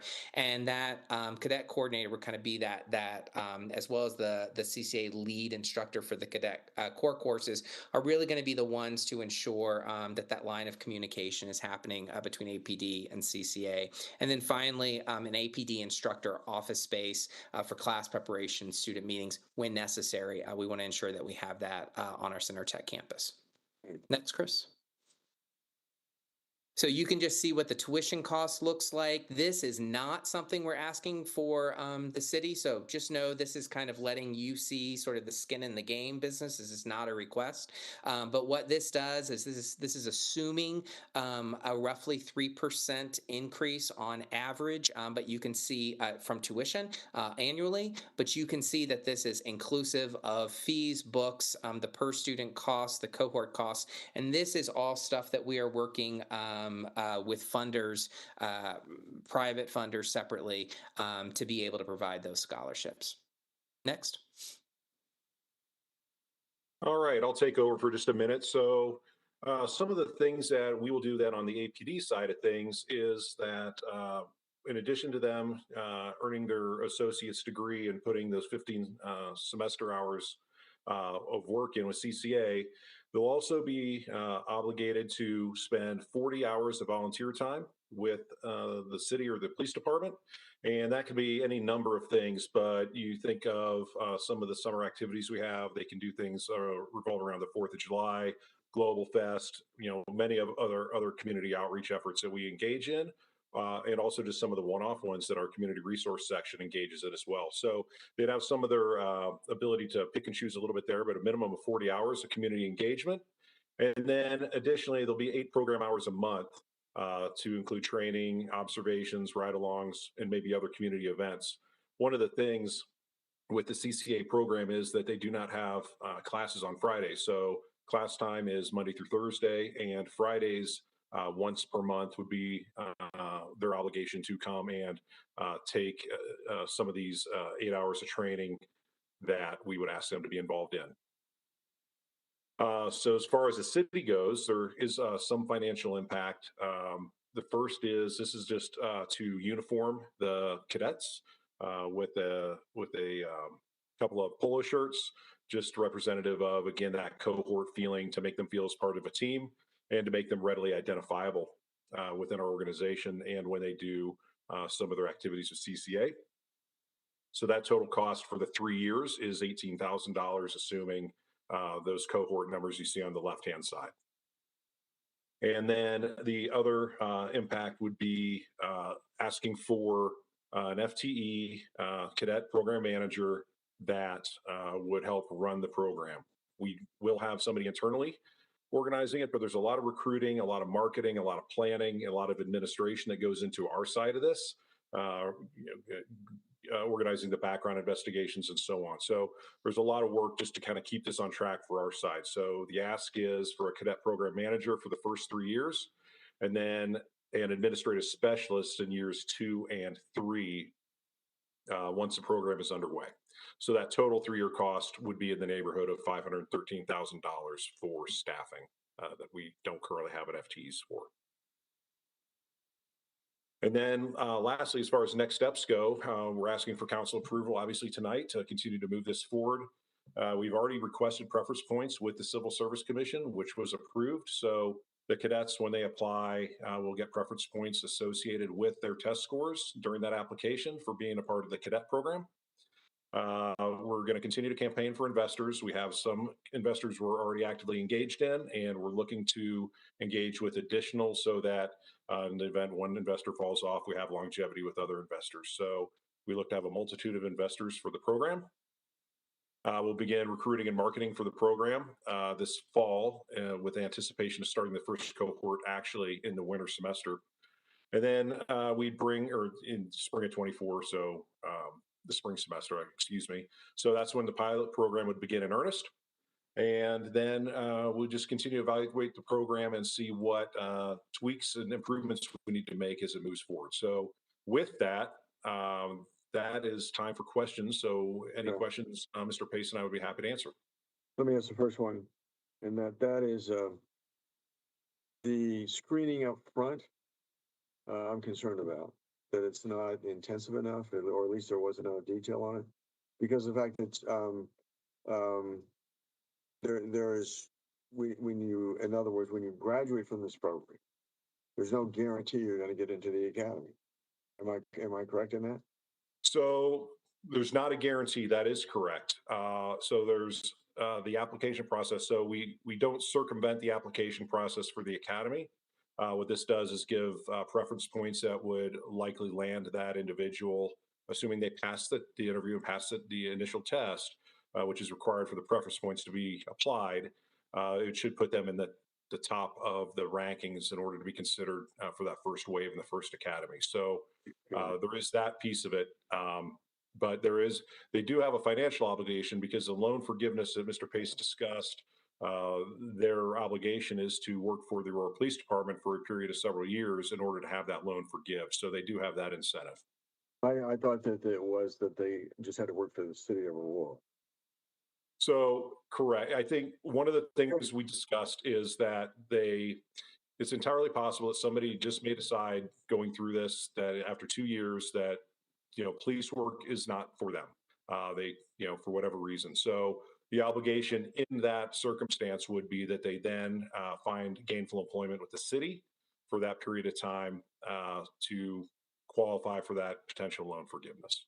So there's no written test up front. Am I correct in that?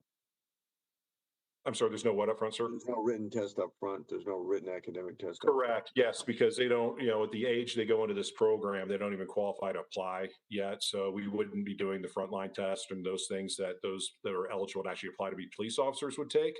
We do screen them initially, though, to make sure they have a suitable background. So we're not going to bring anybody into the program that's already got things that would preclude them from being police officers, either by our own standards or by post standards. So there would be some vetting from that standpoint as far as if they have a background of, good character and things like that. Hey, Mayor Kaufman, it's Pete Schulte. Can I jump in real quick? Please. So Pete Schulte, Public Safety Client Manager, just to be clear that this program cannot circumvent the civil service process.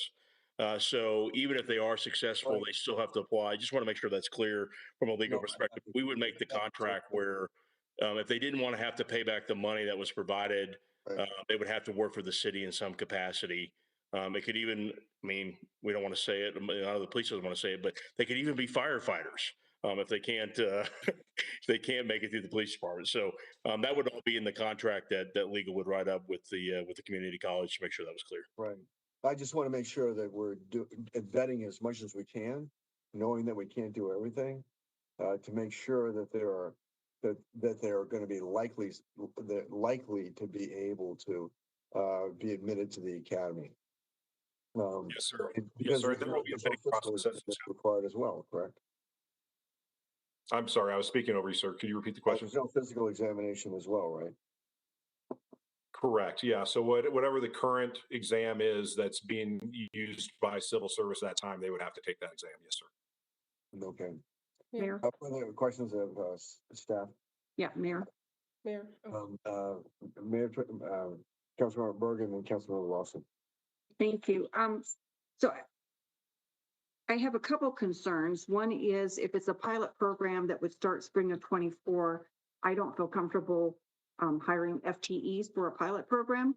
I would rather we contract, and then if the pilot program is successful, then we would invest in our taxpayer dollars to have full-time staff, because that's forever with benefits. So that's one point. You mentioned DACA eligible for the program, but yet they would, it kind of back to the mayor's question, then they wouldn't be able to actually work for the city, right? If they're not eligible as non-US citizens. So Colorado Post has changed their rules to allow for that. So it might be a matter of the city adopting, similar standard. They just have to be eligible to be employed in the United States. So even right now, you don't necessarily have to be a U.S. citizen to be a police officer. Okay, I thought, well, maybe that just changed because I thought they had to be in the process of applying for citizenship. Is that different? I am unsure about the specific answer to that. I'll have to follow Chris, up. I'll jump in if you want me to. Yes, please.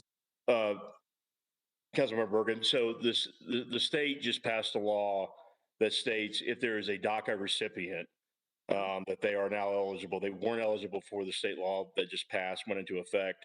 Now, as Chief Jewell stated, that could change. I mean, that if the Supreme Court or Congress rules that DACA recipients cannot be on a path to citizenship, I think that will affect the state law that Colorado passed. But as of today, with the new law change, they could apply and become a police officer under current state law.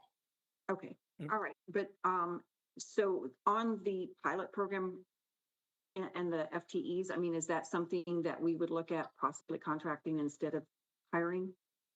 Without question, yes, ma'am. Okay, thank you. I'm going to quickly to Councilmember Bergen's point. I mean, if we're short of officers to begin with, I mean, if there's a retired officer that could come into a contract that has a law enforcement background, I think that'd be better than pulling somebody an active duty officer out of the force and into this position. Councilmember Lawson. Yes, thank you, Deputy Chief Jewell. I have a question. So my part A of the question I have is the Explorer program is still going to be in effect, right? Or is this replacing that? Okay, and then It'll stay in effect. Okay, and then part B, will individuals who are part of the Explorer program, will they be able to apply for this? Yes, ma'am. Okay, thank you. Mayor. Further questions or comments? Councilmember O'Connell. Thank you, sir. This one's for our city attorney's office. My recollection is that we changed the requirements for our civil service like 2, maybe 3 years ago to allow for non-citizens to go through the academy and apply. Is my recollection off? No, that's correct, Councilmember Marcano. That was permanent residents were allowed to apply to be police officers based on the change in the law back in 2019. But what's new to this year is the DACA recipients. Okay, great. Thank you for that. To the city attorney, do we have to adopt that, or is that on the DACA part? Do we have to adopt that, or are we subject to state law?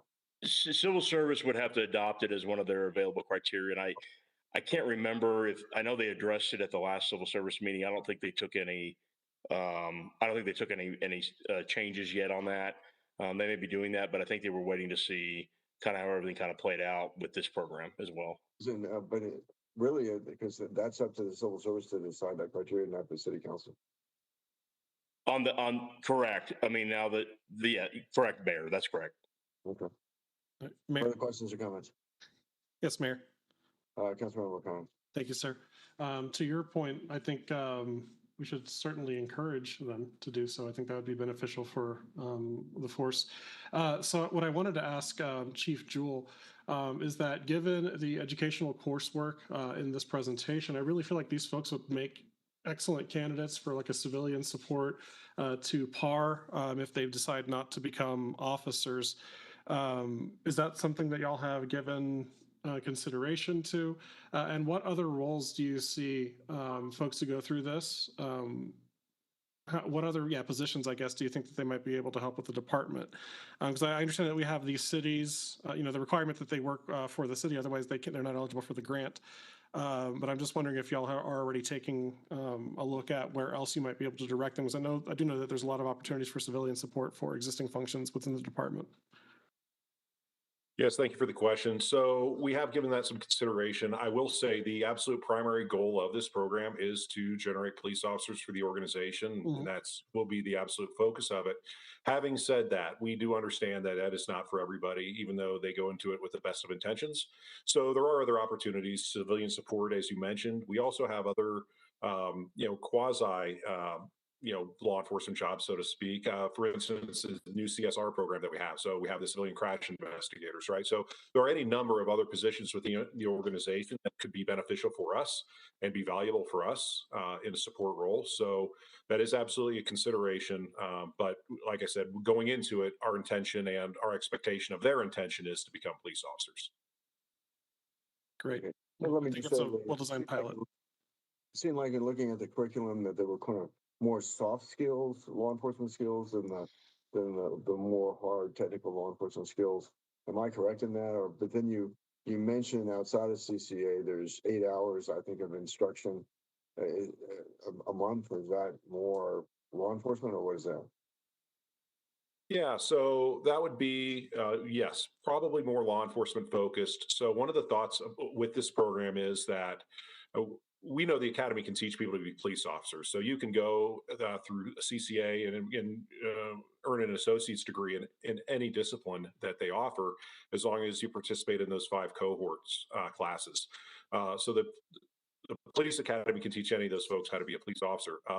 Having said that, those other hours though that they come in, either volunteer with us or have those obligations on every Friday a month, is that that could be driven towards some skills-based training, some other academic type training that they would otherwise receive in the academy. And so one of the thoughts we are also putting together is if we can actually have an abbreviated academy for folks that go through this program, so that it doesn't have to be 26 weeks, and maybe that we can accomplish the same thing in 18 weeks, still meet all the post requirements, and they still come out as well trained as if they'd gone through a 26-week academy because of that additional time that they would spend with us throughout those 2 years. Let me say the prep schools for the various military academies. I mean, the purpose of those prep schools is to get somebody ready so that they can definitely get through the academy. And I would hope that might be a focus here. Absolutely. It gives them exposure to, like I said, not only just the academics, case law, search and seizure, all those types of courses, but also give them exposure to the skills-based training as well. So it will give them a head start and a jump start once they, in those years upcoming, leading up to the academy, to very, very likely make them have a higher likelihood of success. Okay. Further questions or comments? Seeing none, is there any objection to moving item number 3E forward? Seeing none, item number 3 will move forward. Mayor, I'm sorry, Councilmember Bergen. I'm objecting if it moves forward with full-time until the pilot program is over. I'm sorry, can you restate that, please? Sorry, I would object if we're looking to hire 1 to 3 civilians plus the administrative specialists as full-time employees under a pilot program. So if we're looking at contracting retired officers, that type of thing, I'd be fine. Yeah. Commander Jewell, that does raise a question that. Yeah, we're absolutely amicable to that. What's that? We're absolutely amicable to that. I think that makes perfect sense. Okay, thank you. Okay, further discussion? Seeing none, is there any objection to moving item 3 forward? Seeing none, item number 3 will move forward. Thank you for the presentation. Item number 3F, amending section 9442 of the city code pertaining to harassment. Julie Heckman.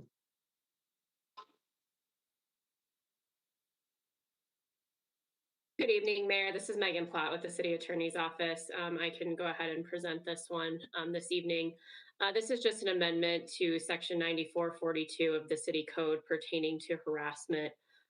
There was a Supreme Court decision back in March of 2022 that held part of the state harassment statute, which our code section mirrors, to be unconstitutionally vague and a violation of the Fourth Amendment. This essentially just strikes a portion of Section 4, the intended to harass section that the Supreme Court found to be unconstitutional, to make sure that our code section reads constitutionally in accordance now with that change in the law. Great. Any questions? Seeing none, is there objection to moving item number 3F forward? Seeing none, item number 3F will move forward. Without objection, I would like to bring up, I think the intention was on item number 3G through item number 3N. N that former Mayor Ed Tower would opine on those individually. I'd just like him to make a blank statement up front so that he doesn't have to stay for all of these discussions. Is there objection? Without objection, former Mayor Ed Tower. You're muted, Ed. How's that? Better? There you go. Okay. It's always difficult to be introduced as a has-been. And I was told that at 9 o'clock at night, nobody has a sense of humor, so we shouldn't attempt any jokes at all. So I'm going to take 10 seconds of personal privilege. You know, one of the things a lot of people don't realize is the effort that you all have to put in being mayor and council members. And here it is, 9 o'clock, and you're all going to have a little bit more work to do after this.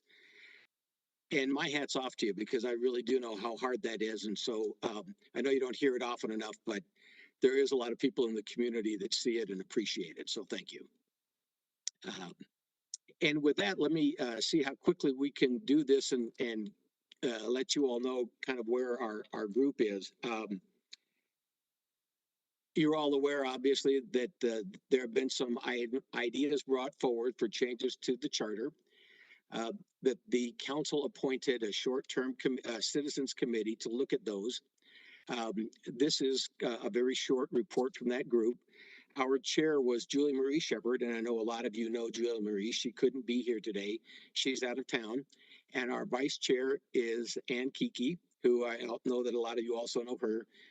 Terrific. And she was giving a commencement speech at one of the middle schools this evening, so that's why she wasn't here. And they decided who would they be mad enough at to make them come before council, and they suggested me. So I appreciate you all looking at us and giving us the opportunity to serve, because people really did see how important the charter is. I think probably the best place to start is if you look across the council, there's a lot of diversity here, especially in opinion. And as a result of that, the people that you appoint also was a very diverse group. Everybody's coming from different perspectives, different ideas. And when you have a group like that and they can come to consensus on some issues, that's actually worth maybe a quick listen.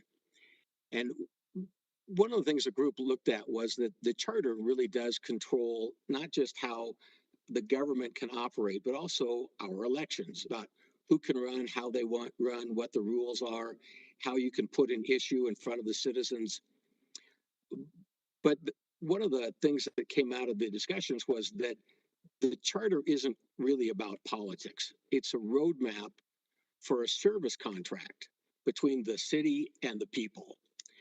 And it gives voice to our citizens. It lets them speak about how they want their government to serve them. And that because it gives that voice, that's why it's so important. And one of the things that the group was really convinced of is that we really wanted to give the most full consideration we could to the ideas that are brought forward because of that importance of the charter. And to do that, we settled on essentially three kind of ideas. One is that in order to do that well, you need time for discussion, but also time to look at options. For example, if somebody says, let's look at this idea, and this is what I'm trying to accomplish, what are other ways that we might be able to accomplish that same thing? Well, unfortunately, that's very time consuming. A second thing is you have to have the right kind of resources.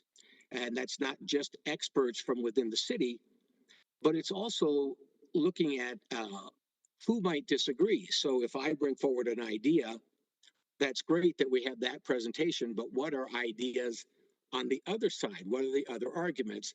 And those are resources that you really need to have a good, really a full conversation.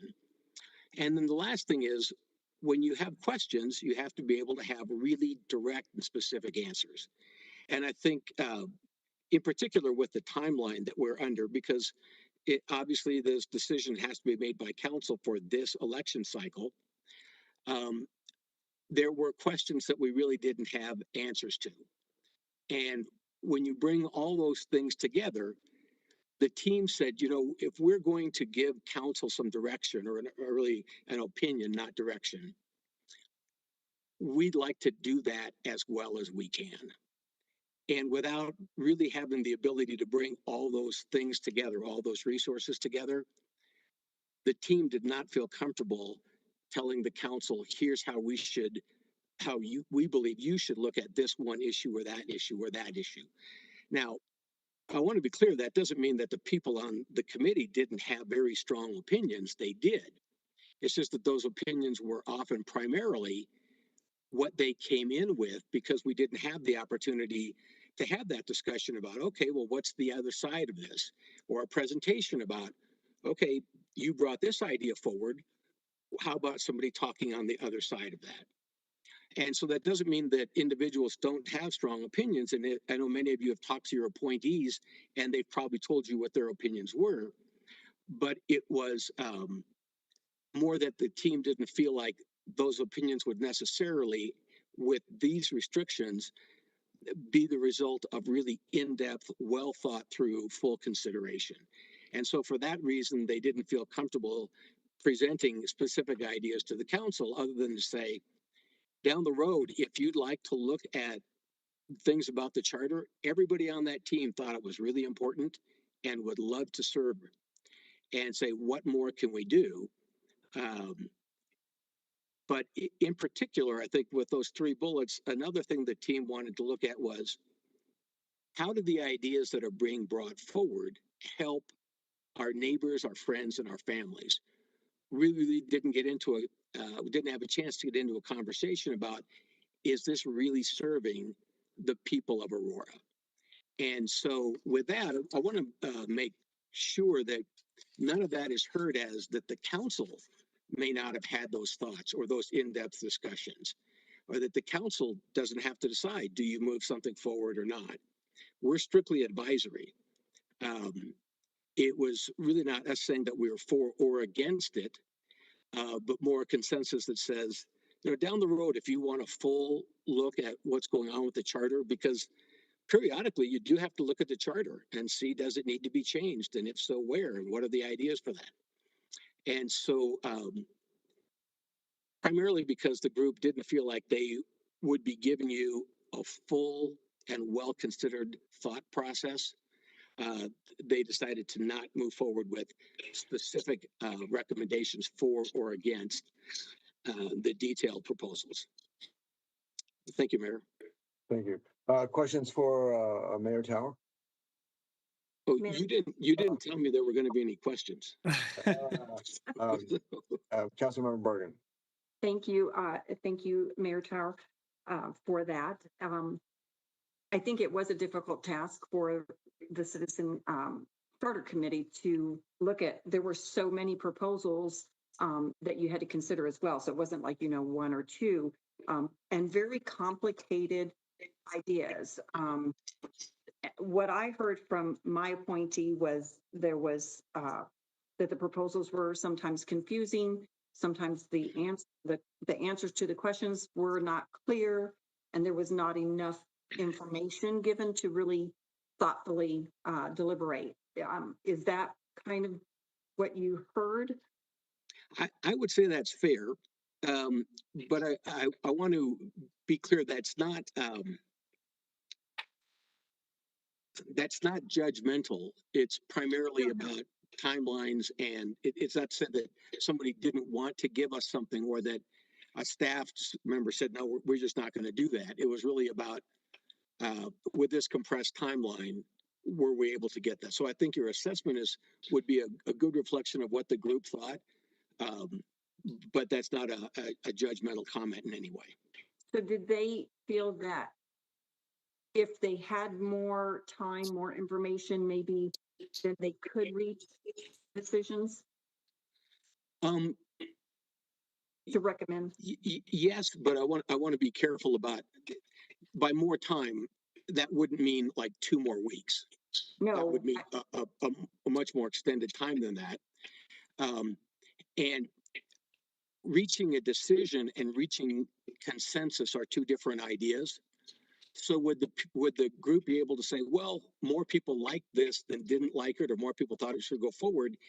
Yes, but I also think it would probably be a little bit disingenuous to suggest that on all the items the group would come to perfect unanimity, just like that doesn't happen very often on council.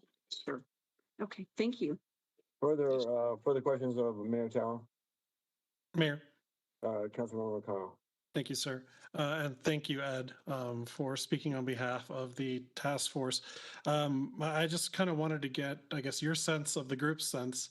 Do you think that this is worthy of standing up a, standing committee basically to go over the charter?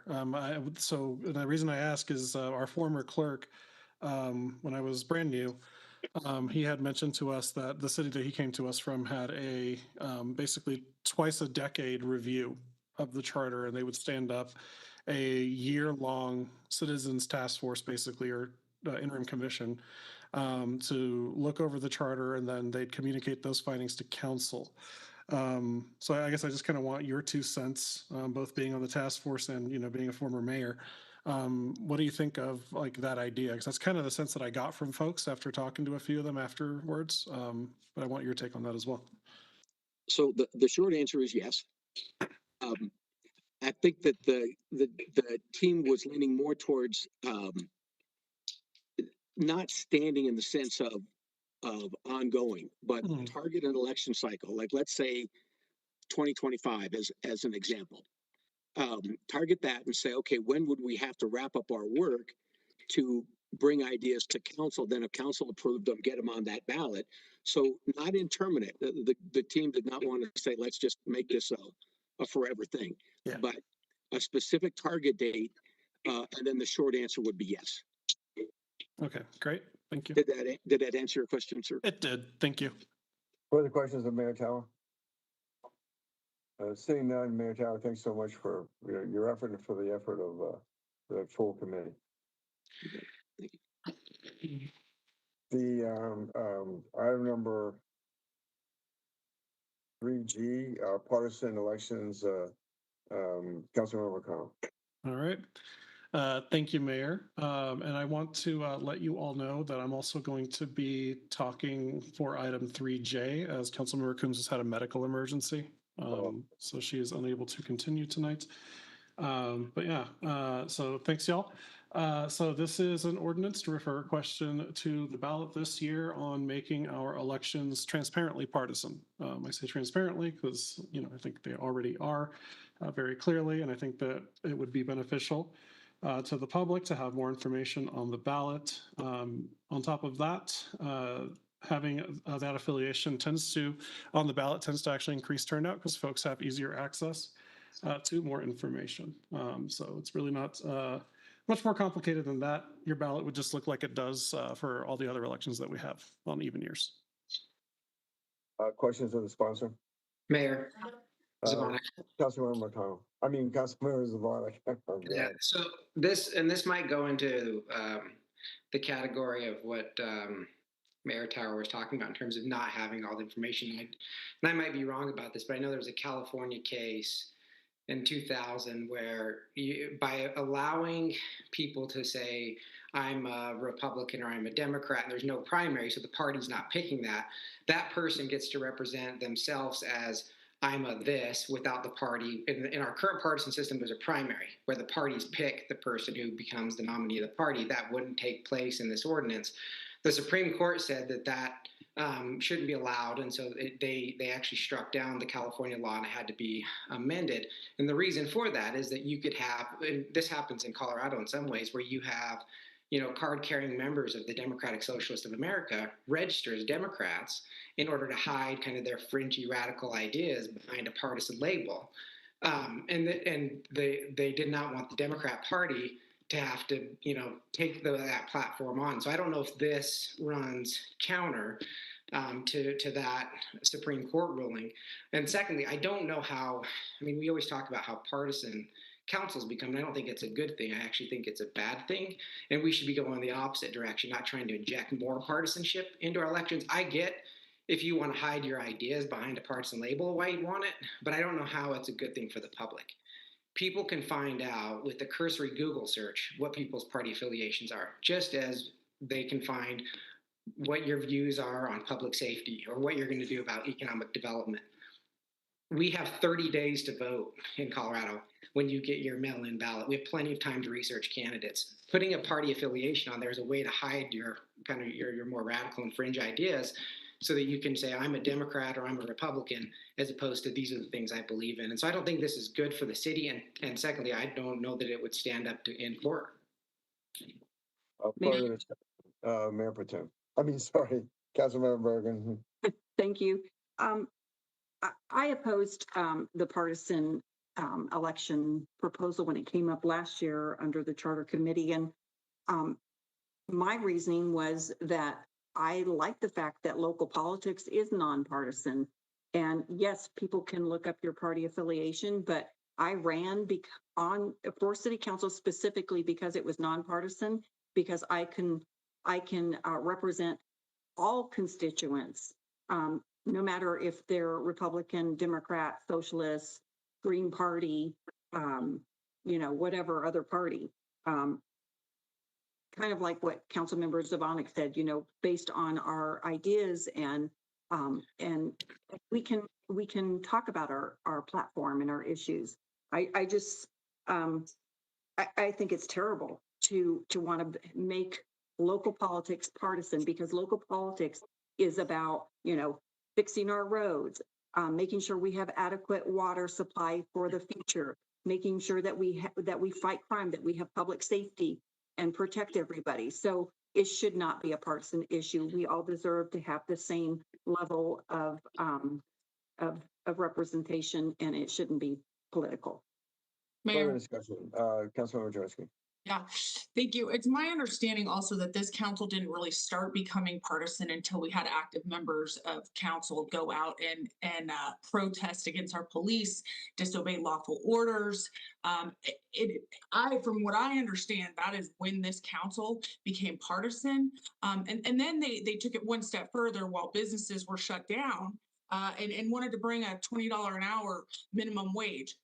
I mean, those were things that had never been introduced by this council before. This council was very nonpartisan, and I believe that this city was until 2019, 2020, and now here we are. And also to echo council member Zavonik, knowing that the Democratic Party in the state has been eaten alive by socialists, I mean, that's not even, you're lying. You're lying about your political affiliation.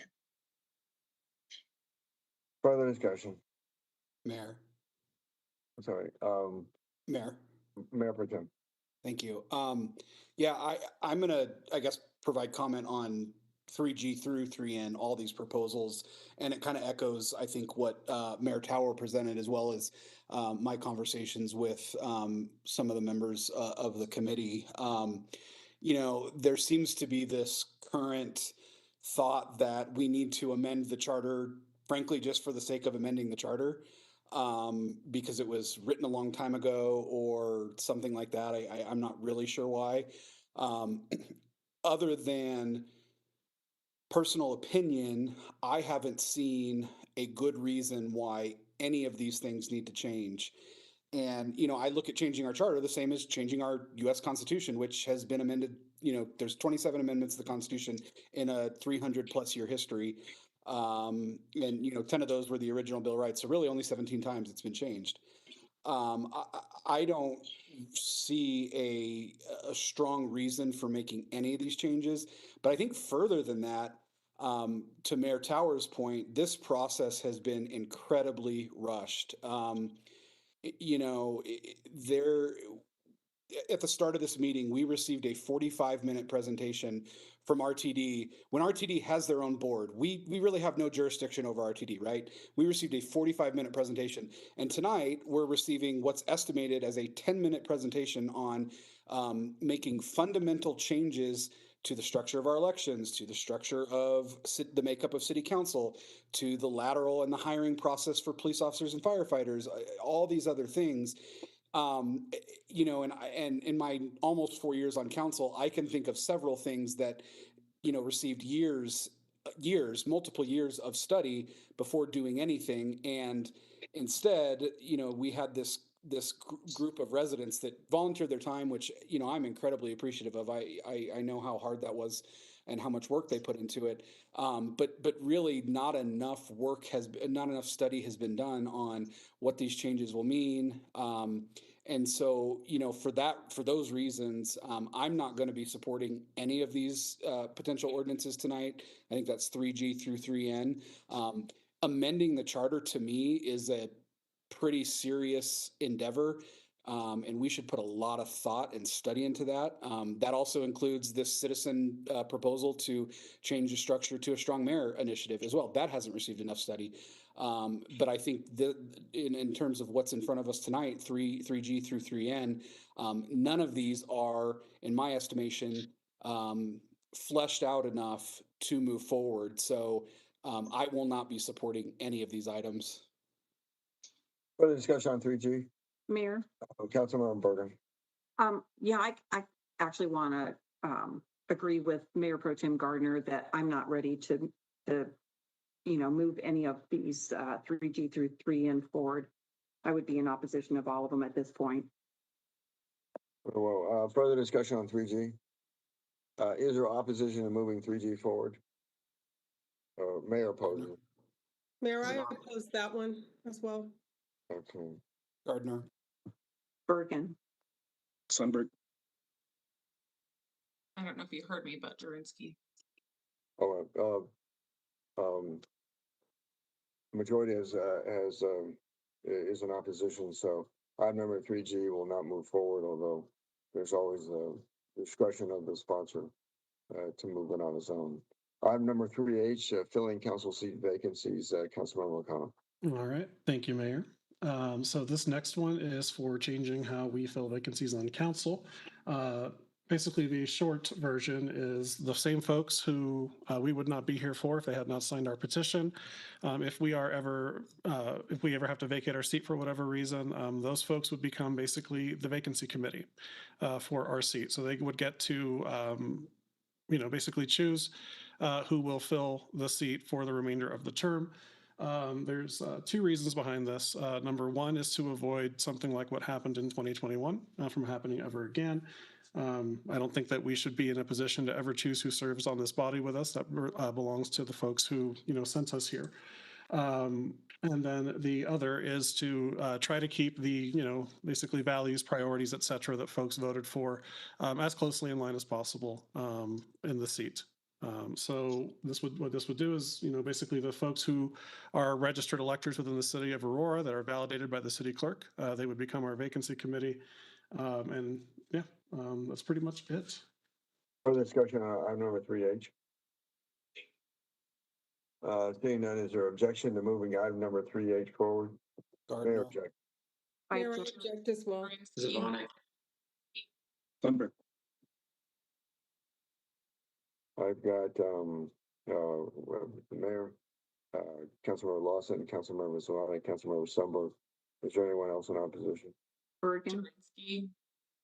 Gardner.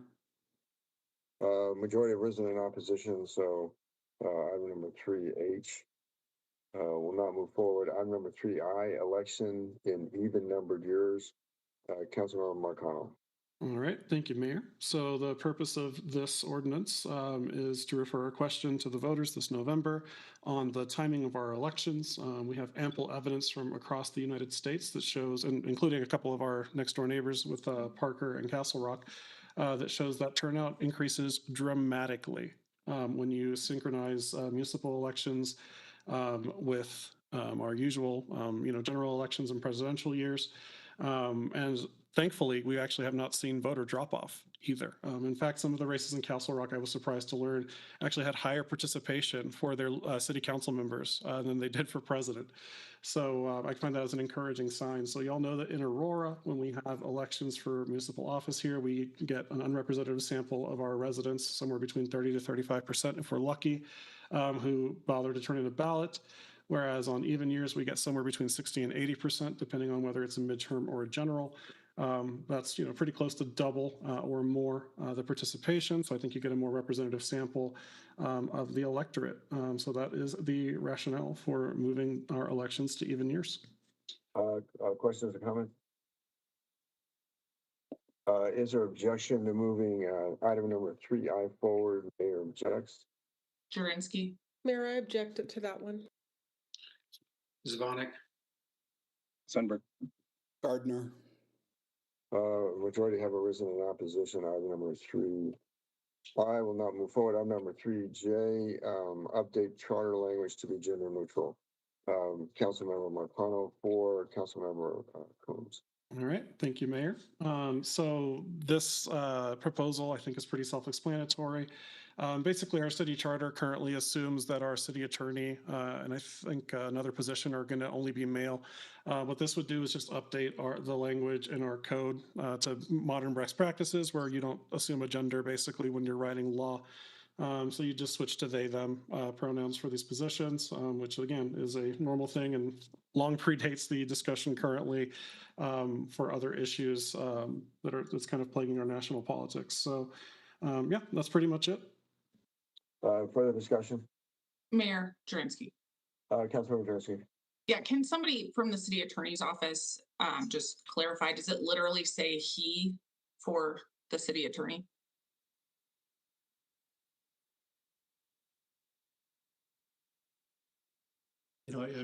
Council member, this is Jack Bajork from the city attorney's office. I would actually have to look because I've never paid attention to the genders in the charter. If you give me a minute, I can probably find that answer. There are references in the charter that deal in the masculine and feminine. I do know that. Yeah. Can we maybe go to the next item then and come back when he has that answer? Because I actually would like to know that. And I don't believe that when references to the mayor, I don't believe that they're in gender form. Mayor, actually, if I can correct you on that one, my recollection is that the mayor is the actual only position that says he or she, if I'm not mistaken. I think the remainder of our council appointees and whatnot are assuming he, which is weird, but yeah. I think I would rather have it be he or she versus they or them. Agreed. Further discussion on item number. I'm wondering if we should just, would Councilmember McConnell be okay with deferring item number 3J to, first of all, allow Councilmember Coombs to present it, but also give time for members to take a look at the chart language. Mayor, I think the issue with that would be the time to get it onto the ballot. If Katie is on the call, she can correct me if we have time to push. Yeah, that's correct. That's how the timeline was formulated, was when council needed to approve it to get it on this year's ballot. Let me double check. I might be able to push it out one more meeting, because I believe what I did do was schedule time just in case something like this happened, to give an extra meeting. So let me double check and I will get right back with you. I will come back to you then. We'll go to item number 3K.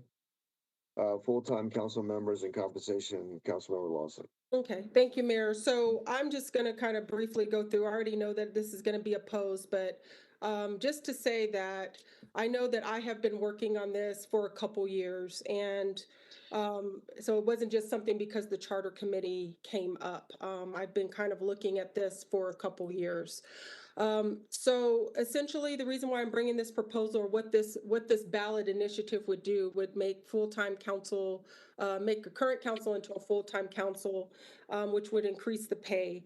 Some of the four reasons that I probably brought this up, and some of the reasons is because of population growth. I think the needs of our city has increased exponentially, which has put a lot of impact on our city council and our members, where on all of the things that we have to do. And I'm not going to go through everything that we do. I did this at the hearings, so I think the public has heard what I've had to say on this as well. I also think that in the future, we need to think about the future of Aurora. And I really think that a lot of people who want to be public servants or do this job, they can't, because they can't afford to do it.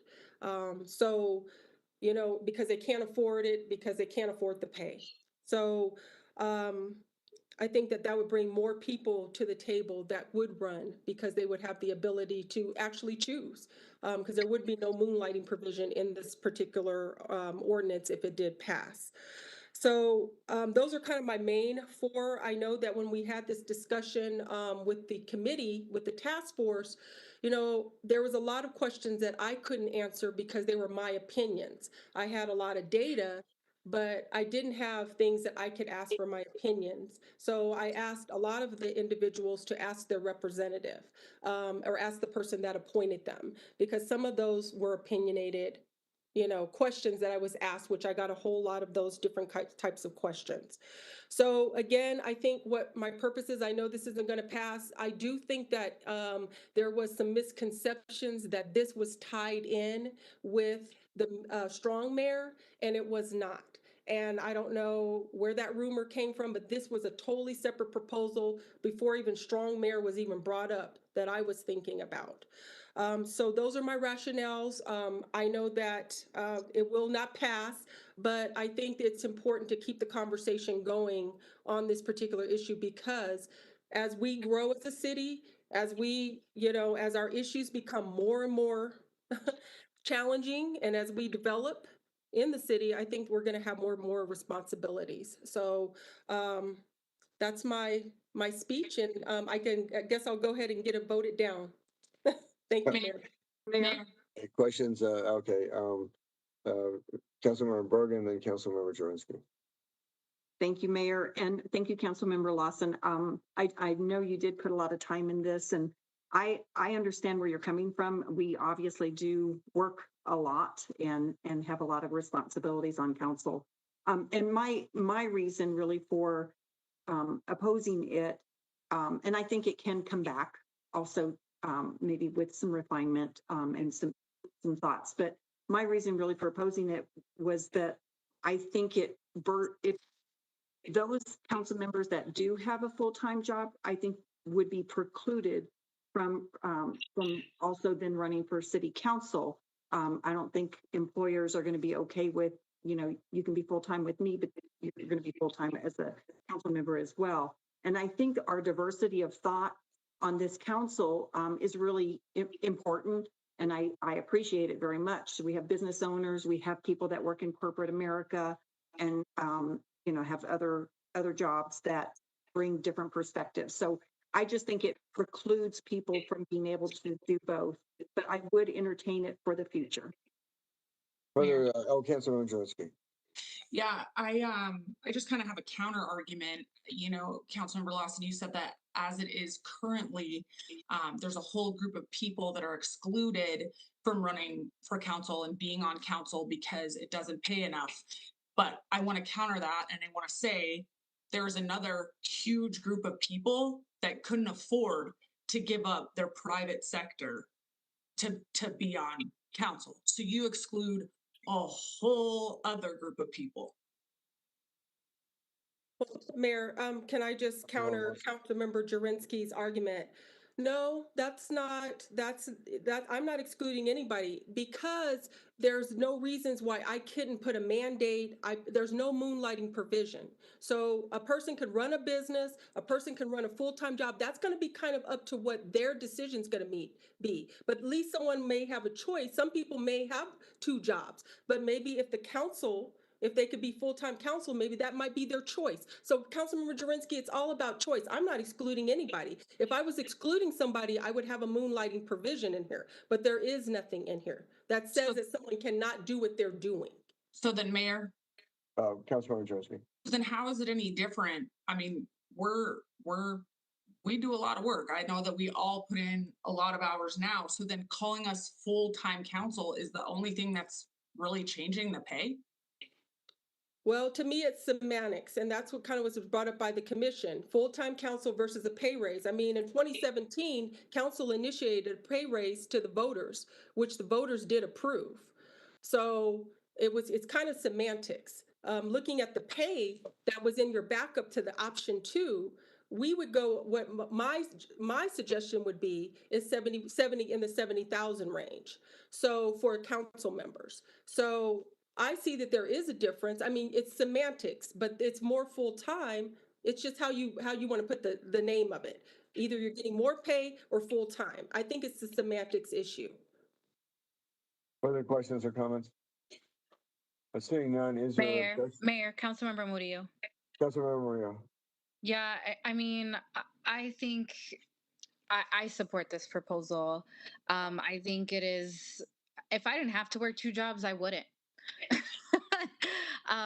That's the thing, is that at which you get paid as a city council member does not keep up at all with the cost of living.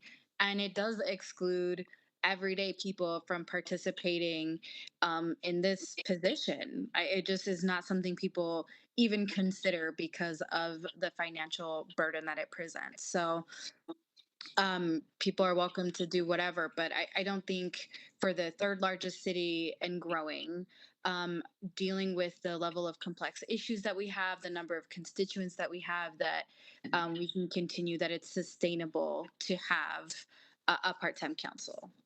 That's just my thoughts on it. So I think this would actually help level the playing field for more people to consider this as a legitimate paying job. So I support this. Further questions or comments? Mayor Jurenski. Councilmember Jurenski. Yeah, I don't actually consider this a job. I consider this citizen service. And that's why I am absolutely okay with what the current pay is. I can't imagine where out of the budget this amount of money would come from to pay all of us. I'm not sure where that would come from, but I don't consider this a job. I didn't run for council to get a job. If I was counting up how many jobs I have, I probably have 10 jobs. But I ran for council because I truly wanted to serve my city. And I did too, Councilmember Jurenski. Okay. Thank you. With that, let me get a sense of the council. Is there anyone in objection? Mayor objects. Gardner. Zavonik. Bergen.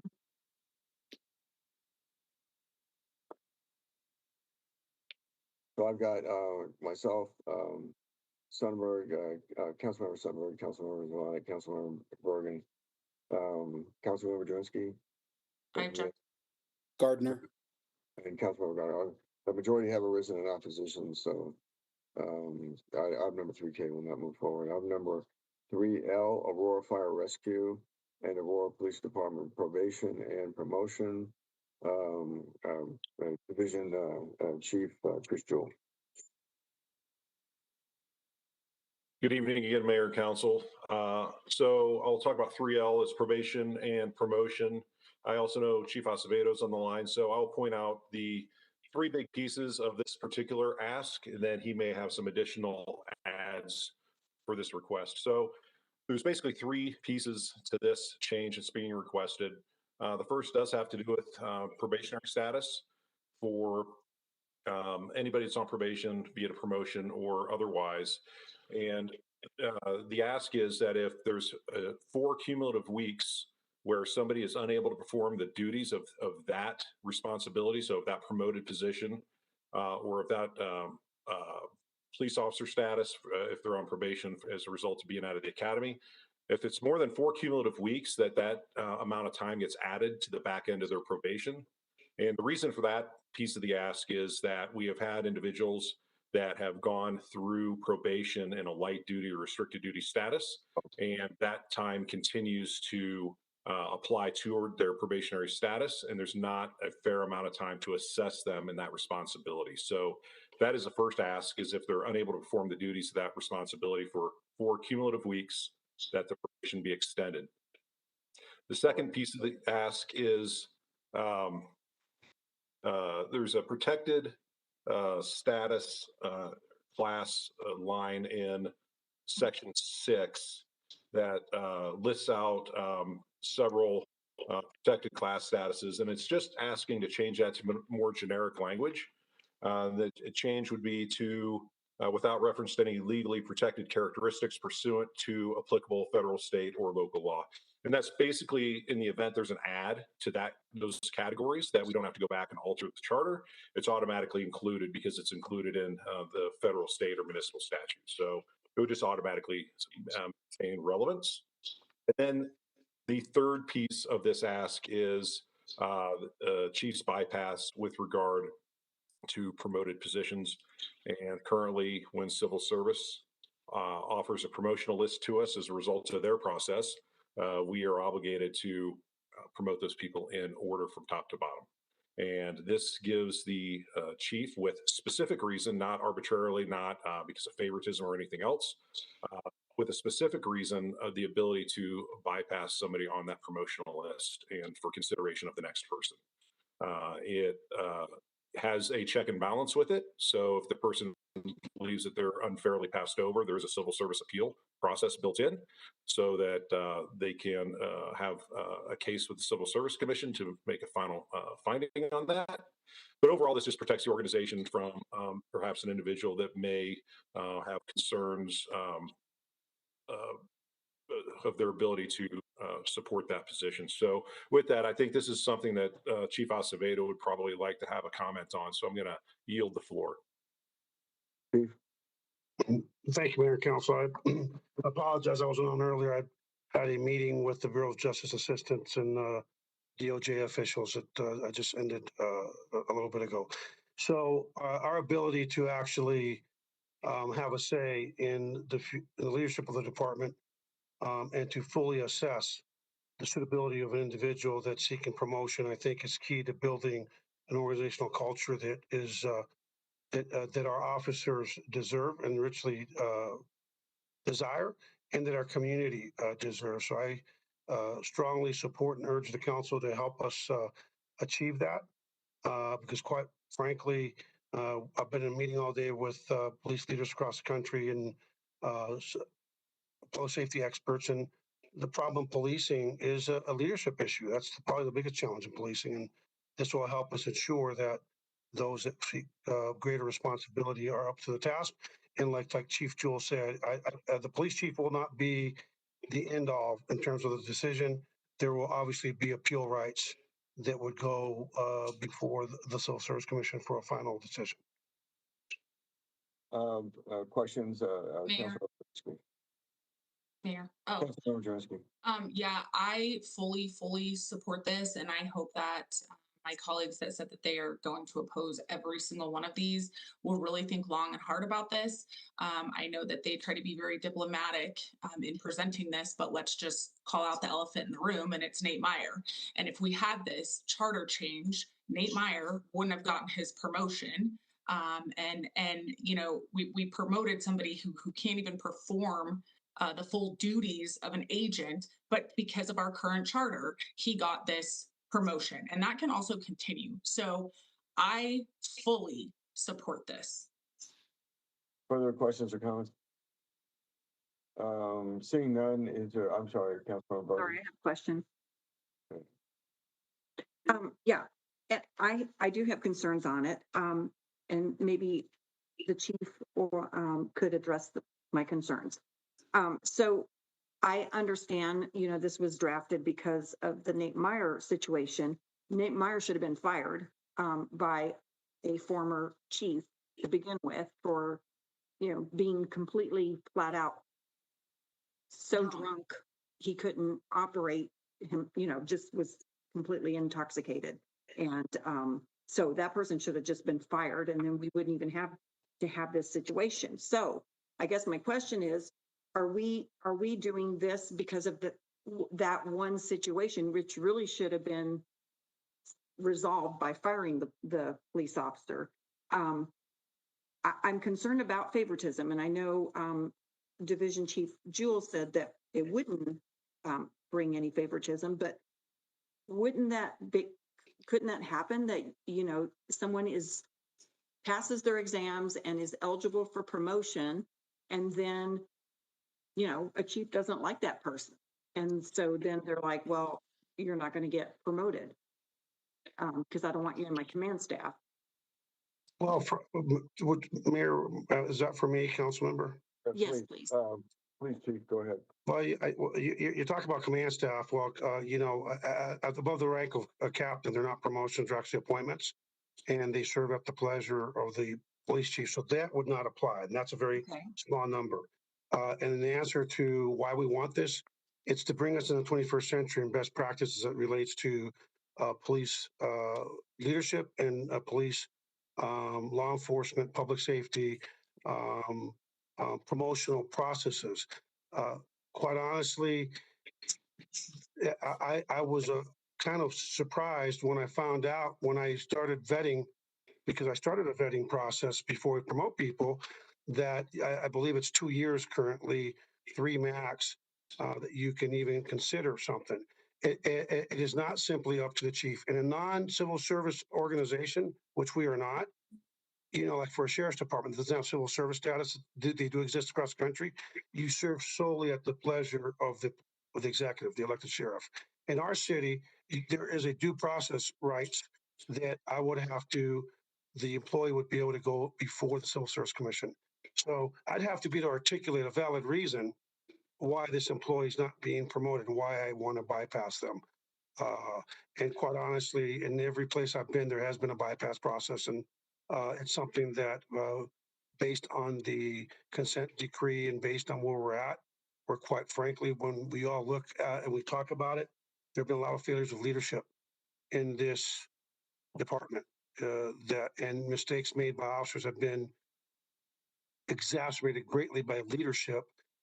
And we want to create a culture where if you want to be a leader, you are going to conduct yourself appropriately. And when you make a mistake, I'll be honest with you, in Texas under 143 of the government code, we had a bypass provision for a valid reason, but there was no indication as to how long is long enough. And so by policy, and I would do the same thing here, by policy, let my employees know that after 5 years of the conduct being behind them, that act of misconduct could not be used, would not be used. However, if there's a lesser offense, let's say an employee did a 30-day suspension. After 5 years, we couldn't use that. However, if an employee didn't got themselves, because it's not same or similar to that 30-day suspension, a 10 or 15-day suspension, then we would probably just at least refer to that previous conduct as other matters, just for background for the Civil Service Commission to consider. Okay, so if an officer has something in their record, like you said, suspensions or whatever, then the way we currently have it, they automatically get promoted at a certain stage? Well, I would ask, does anybody know that? Can anybody tell me one person has been bypassing the Aurora Police Department for promotion? Well, they can't right now, right? Well, they can, but I think it's 2 years. I'd have to Chief, under current civil service rule, they have to go 2 years without any discipline above a written reprimand before to get promoted. But and Councilmember Bergen, if they take the test, they pass, and they're put on the list, they must be promoted in the order they come on the list as it is today. Okay, so there's no I support this, and I think the issues are pretty clear. Is there anyone who objects to? I didn't get my complete please answer. Go ahead. Okay, well, and now I don't remember what it was. I was interrupted. So 2 years. Okay, if they have 2 years without something, they I didn't understand. They can automatically be promoted. So if may I answer that? If if you receive any discipline above a written reprimand, 1, 2, 5, 10-day suspensions, you cannot be promoted for 2 years. You have to have 2 years and a day since from the date of that action. That is for a Nate Meyer situation where it was significant discipline. That is just simply too short of a time span. We need more time to assess the employee's performance. And quite honestly, I think if you ask your constituents if they need more time, that most of your constituents would say yes. And the number one of the biggest concerns for our employees when I conducted an anonymous survey was leadership. They want better leadership. They want better accountability. And you create an environment where your performance matters. It matters not just to keeping your job, but also matters to your promotional opportunities. And lastly, again, for those that want to paint it like, oh, it's just a chief picking on somebody because no, I don't need to like you. I just need you to do your job. Right. And I need you to do your job by doing it properly and not getting yourself suspended. And if for some reason we bypass you, that will not happen very often, thankfully, because most of our people are good. You do have the right to appeal in terms of the civil service. Okay, all right, that helps me a lot. Thank you. Yes, ma'am. Thank you, Chief. Is there any objection to moving item number 3L forward?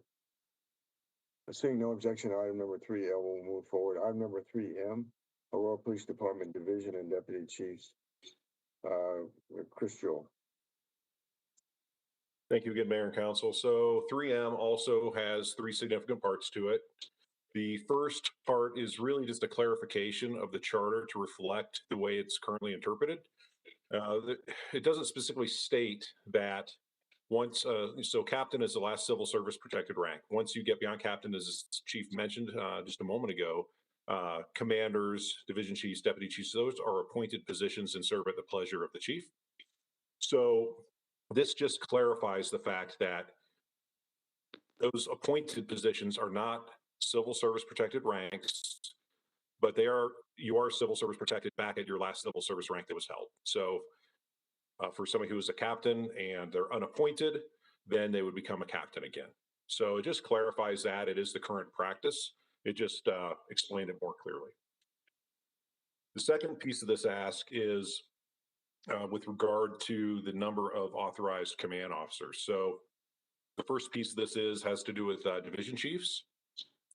And it's asking that 0.5% of the total authorized strength be authorized as division chiefs with city manager approval if there's an addition.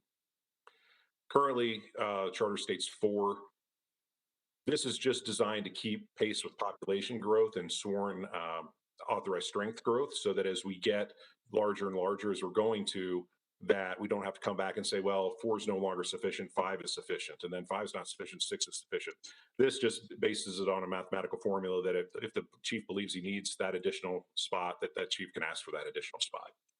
And so that's similar to the next piece where 1.5% of the authorized strength would be eligible to be at the commander rank.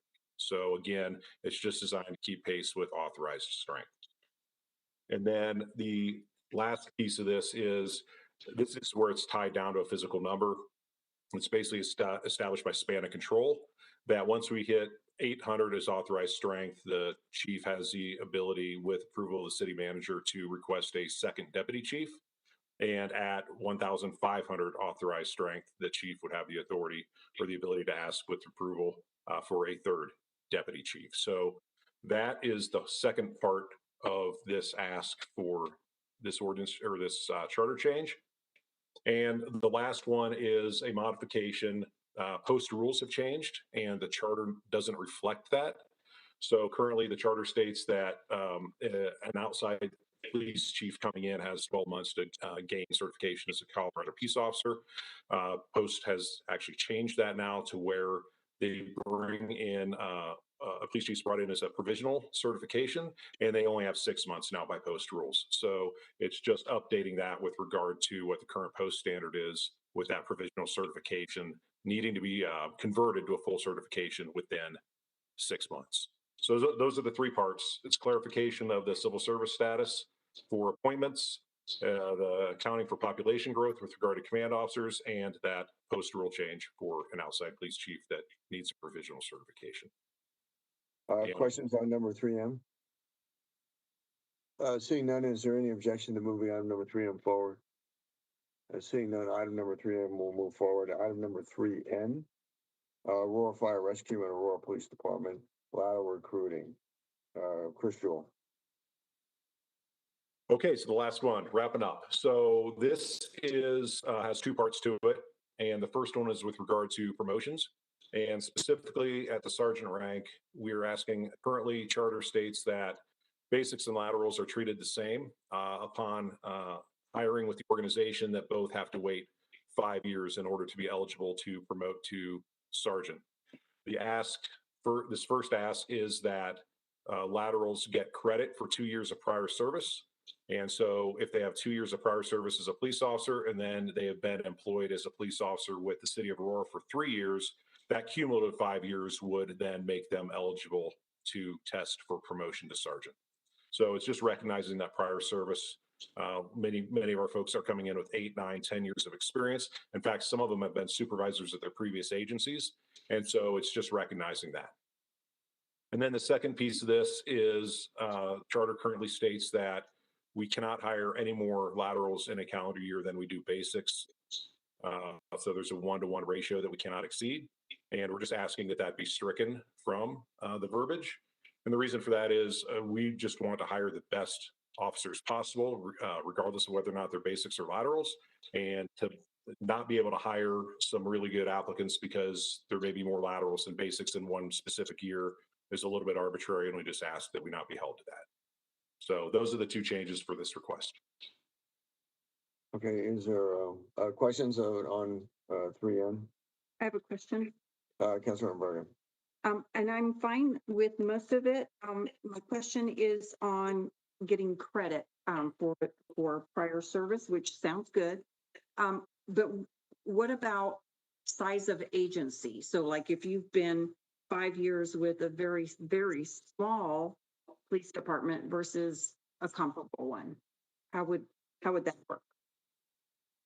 So this verbiage doesn't address that. There's so many variables that start to go into that: size of agency, maybe specialty position somebody held in another agency. Once you start going down that rabbit hole, it gets very challenging. So part of the sergeant assessment, though, does take into account some of those previous experiences, previous leadership skills, previous opportunities that the person has had. So I do believe that although it's not specifically going to be laid out in this verbiage, that we do have a mechanism to assess that with work history and things like that when they apply for those promotional positions. Okay, so that would be taken into consideration on the promotion. Yeah, so currently part of the promotional process is a work history. There is a percentage applied to that. And so that work history that somebody may have from a small agency probably would not get the weight that somebody would get from a larger agency or more responsible positions within some of those agencies that they've held prior. Okay, thank you. Further questions? Seeing none, is there any objection to moving item number 3N forward? Seeing none, item number 3N will move forward. Item number 4A, determination of final candidates to be interviewed for the Civil Service Commission. Mayor, can we go back to 3J? Yeah, thank you. That's my task. 3J.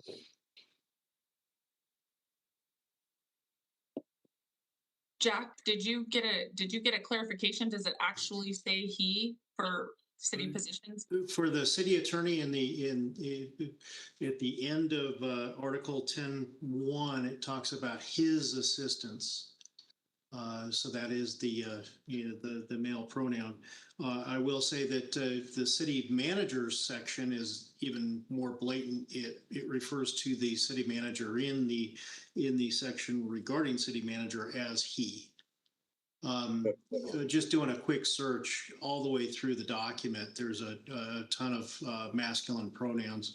They're referring to the police chief, the fire chief, et cetera, the civil service officers, and city clerk is referred in the masculine. Right. But let me ask this because I think grammatically what you could do is just reference the position. Yeah. Well, without putting a gender identification down.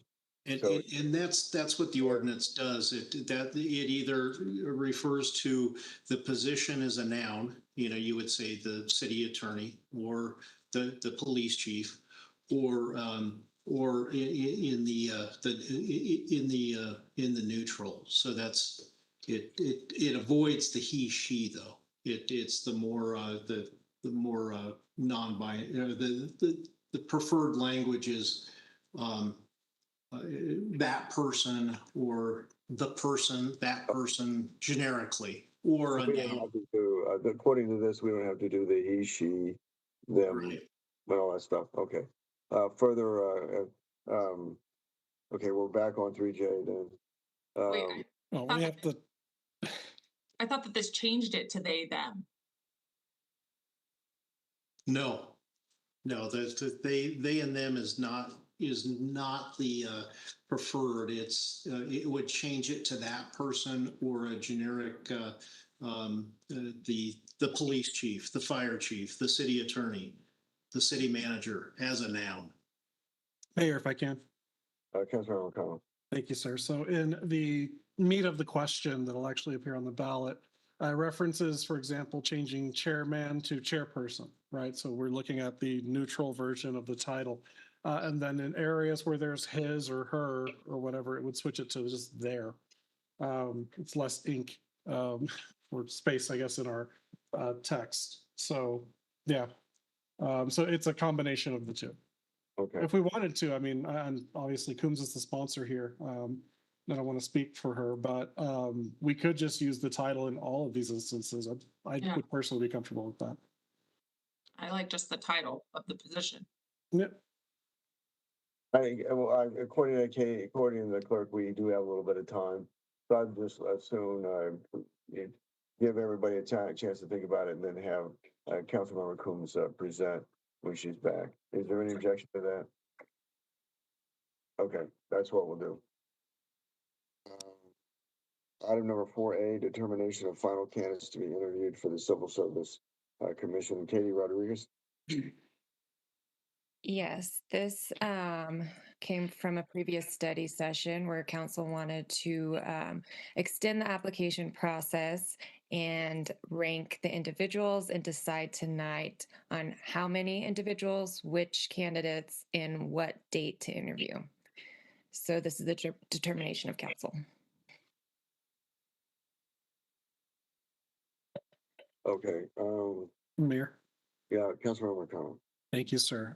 Given our past experience with this, I would recommend to my colleagues that we interview the top 5. I would suggest 4, but there's 2 people who are tied for 59. So that's just the proposal that I would put out there to the group. Okay, further discussion? Seeing none, is there any objection moving item number 4A? I'm sorry, where we're going to do the break off? Is it 5? That would be my recommendation. There's 2 people at 59 and then 1 at 58. 2 are tied at 59, aren't they? Yes, that's correct. So top 5. Yeah. Okay, top 5. Any objection to the top 5? Okay. And Mayor, also, we need to have a date to schedule these interviews for. So does council want to do the interviews at the July study session? Is there any objection to doing it at the July study session? Yeah, I have a question on it. If it's a study session like tonight, I would say no. Okay, so we can try to gauge which study session in July will be not as heavy. Is council okay with moving forward with either July 10th or July 24th? Yes. Okay, thank you. Okay. Item number, okay, is there any objection? Then that's what we'll do. Item number 4B, consideration to appoint 2 council members to Aurora Save, Standing Against Violence Every Day, Programs Governing Board. Mayor. Councilmember Murillo. Councilmember Murillo. Thank you. I wanted to propose that we appoint Councilmember Lawson and Councilmember Medina. Both of them have had lots of engagement, Councilmember Medina, on a professional level, lots of engagement with youth. I mean, he was most recently a youth sports coach with wrestling at a high school, and just over his career has engaged a lot with youth. And Councilmember Lawson has done a lot of work on the youth violence prevention and research accordingly. So I would suggest and recommend that we appoint those two council members if they accept. Okay. Is there objection?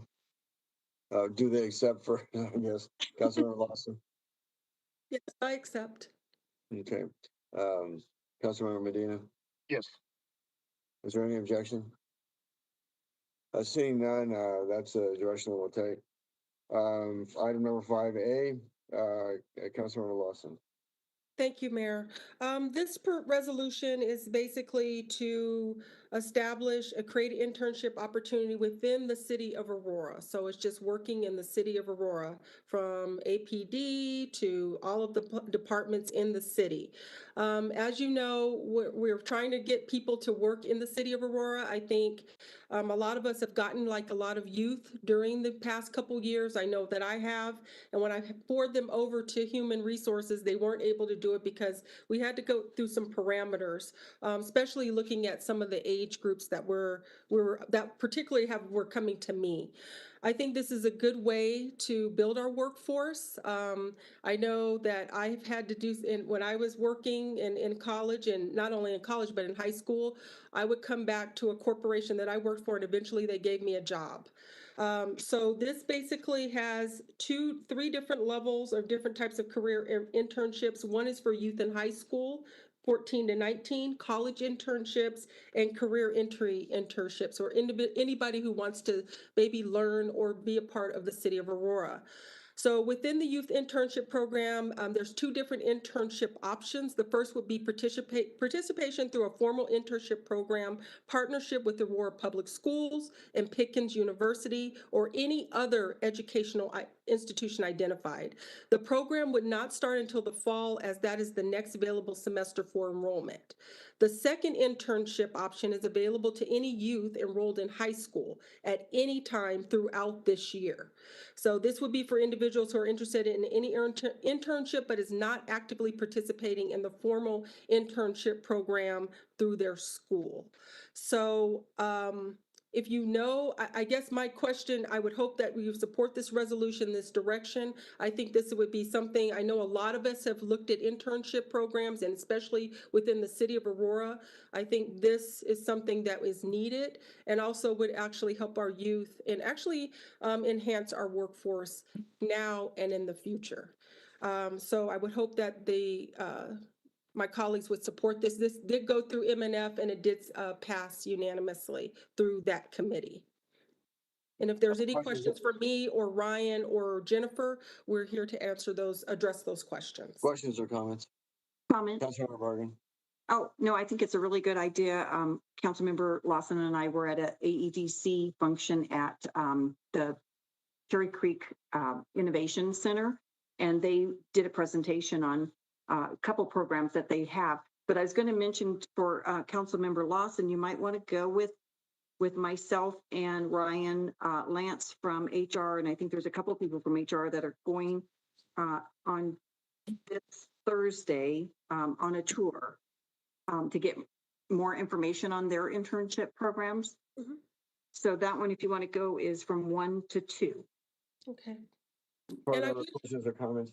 Mayor, I do have a question for someone from communications. I was told by Ryan and Jennifer that if we do have any students, that we can forward them to the city or have them come to HR. But I wanted to know, how are we doing with our communication plan on this, as youth are out of school right now?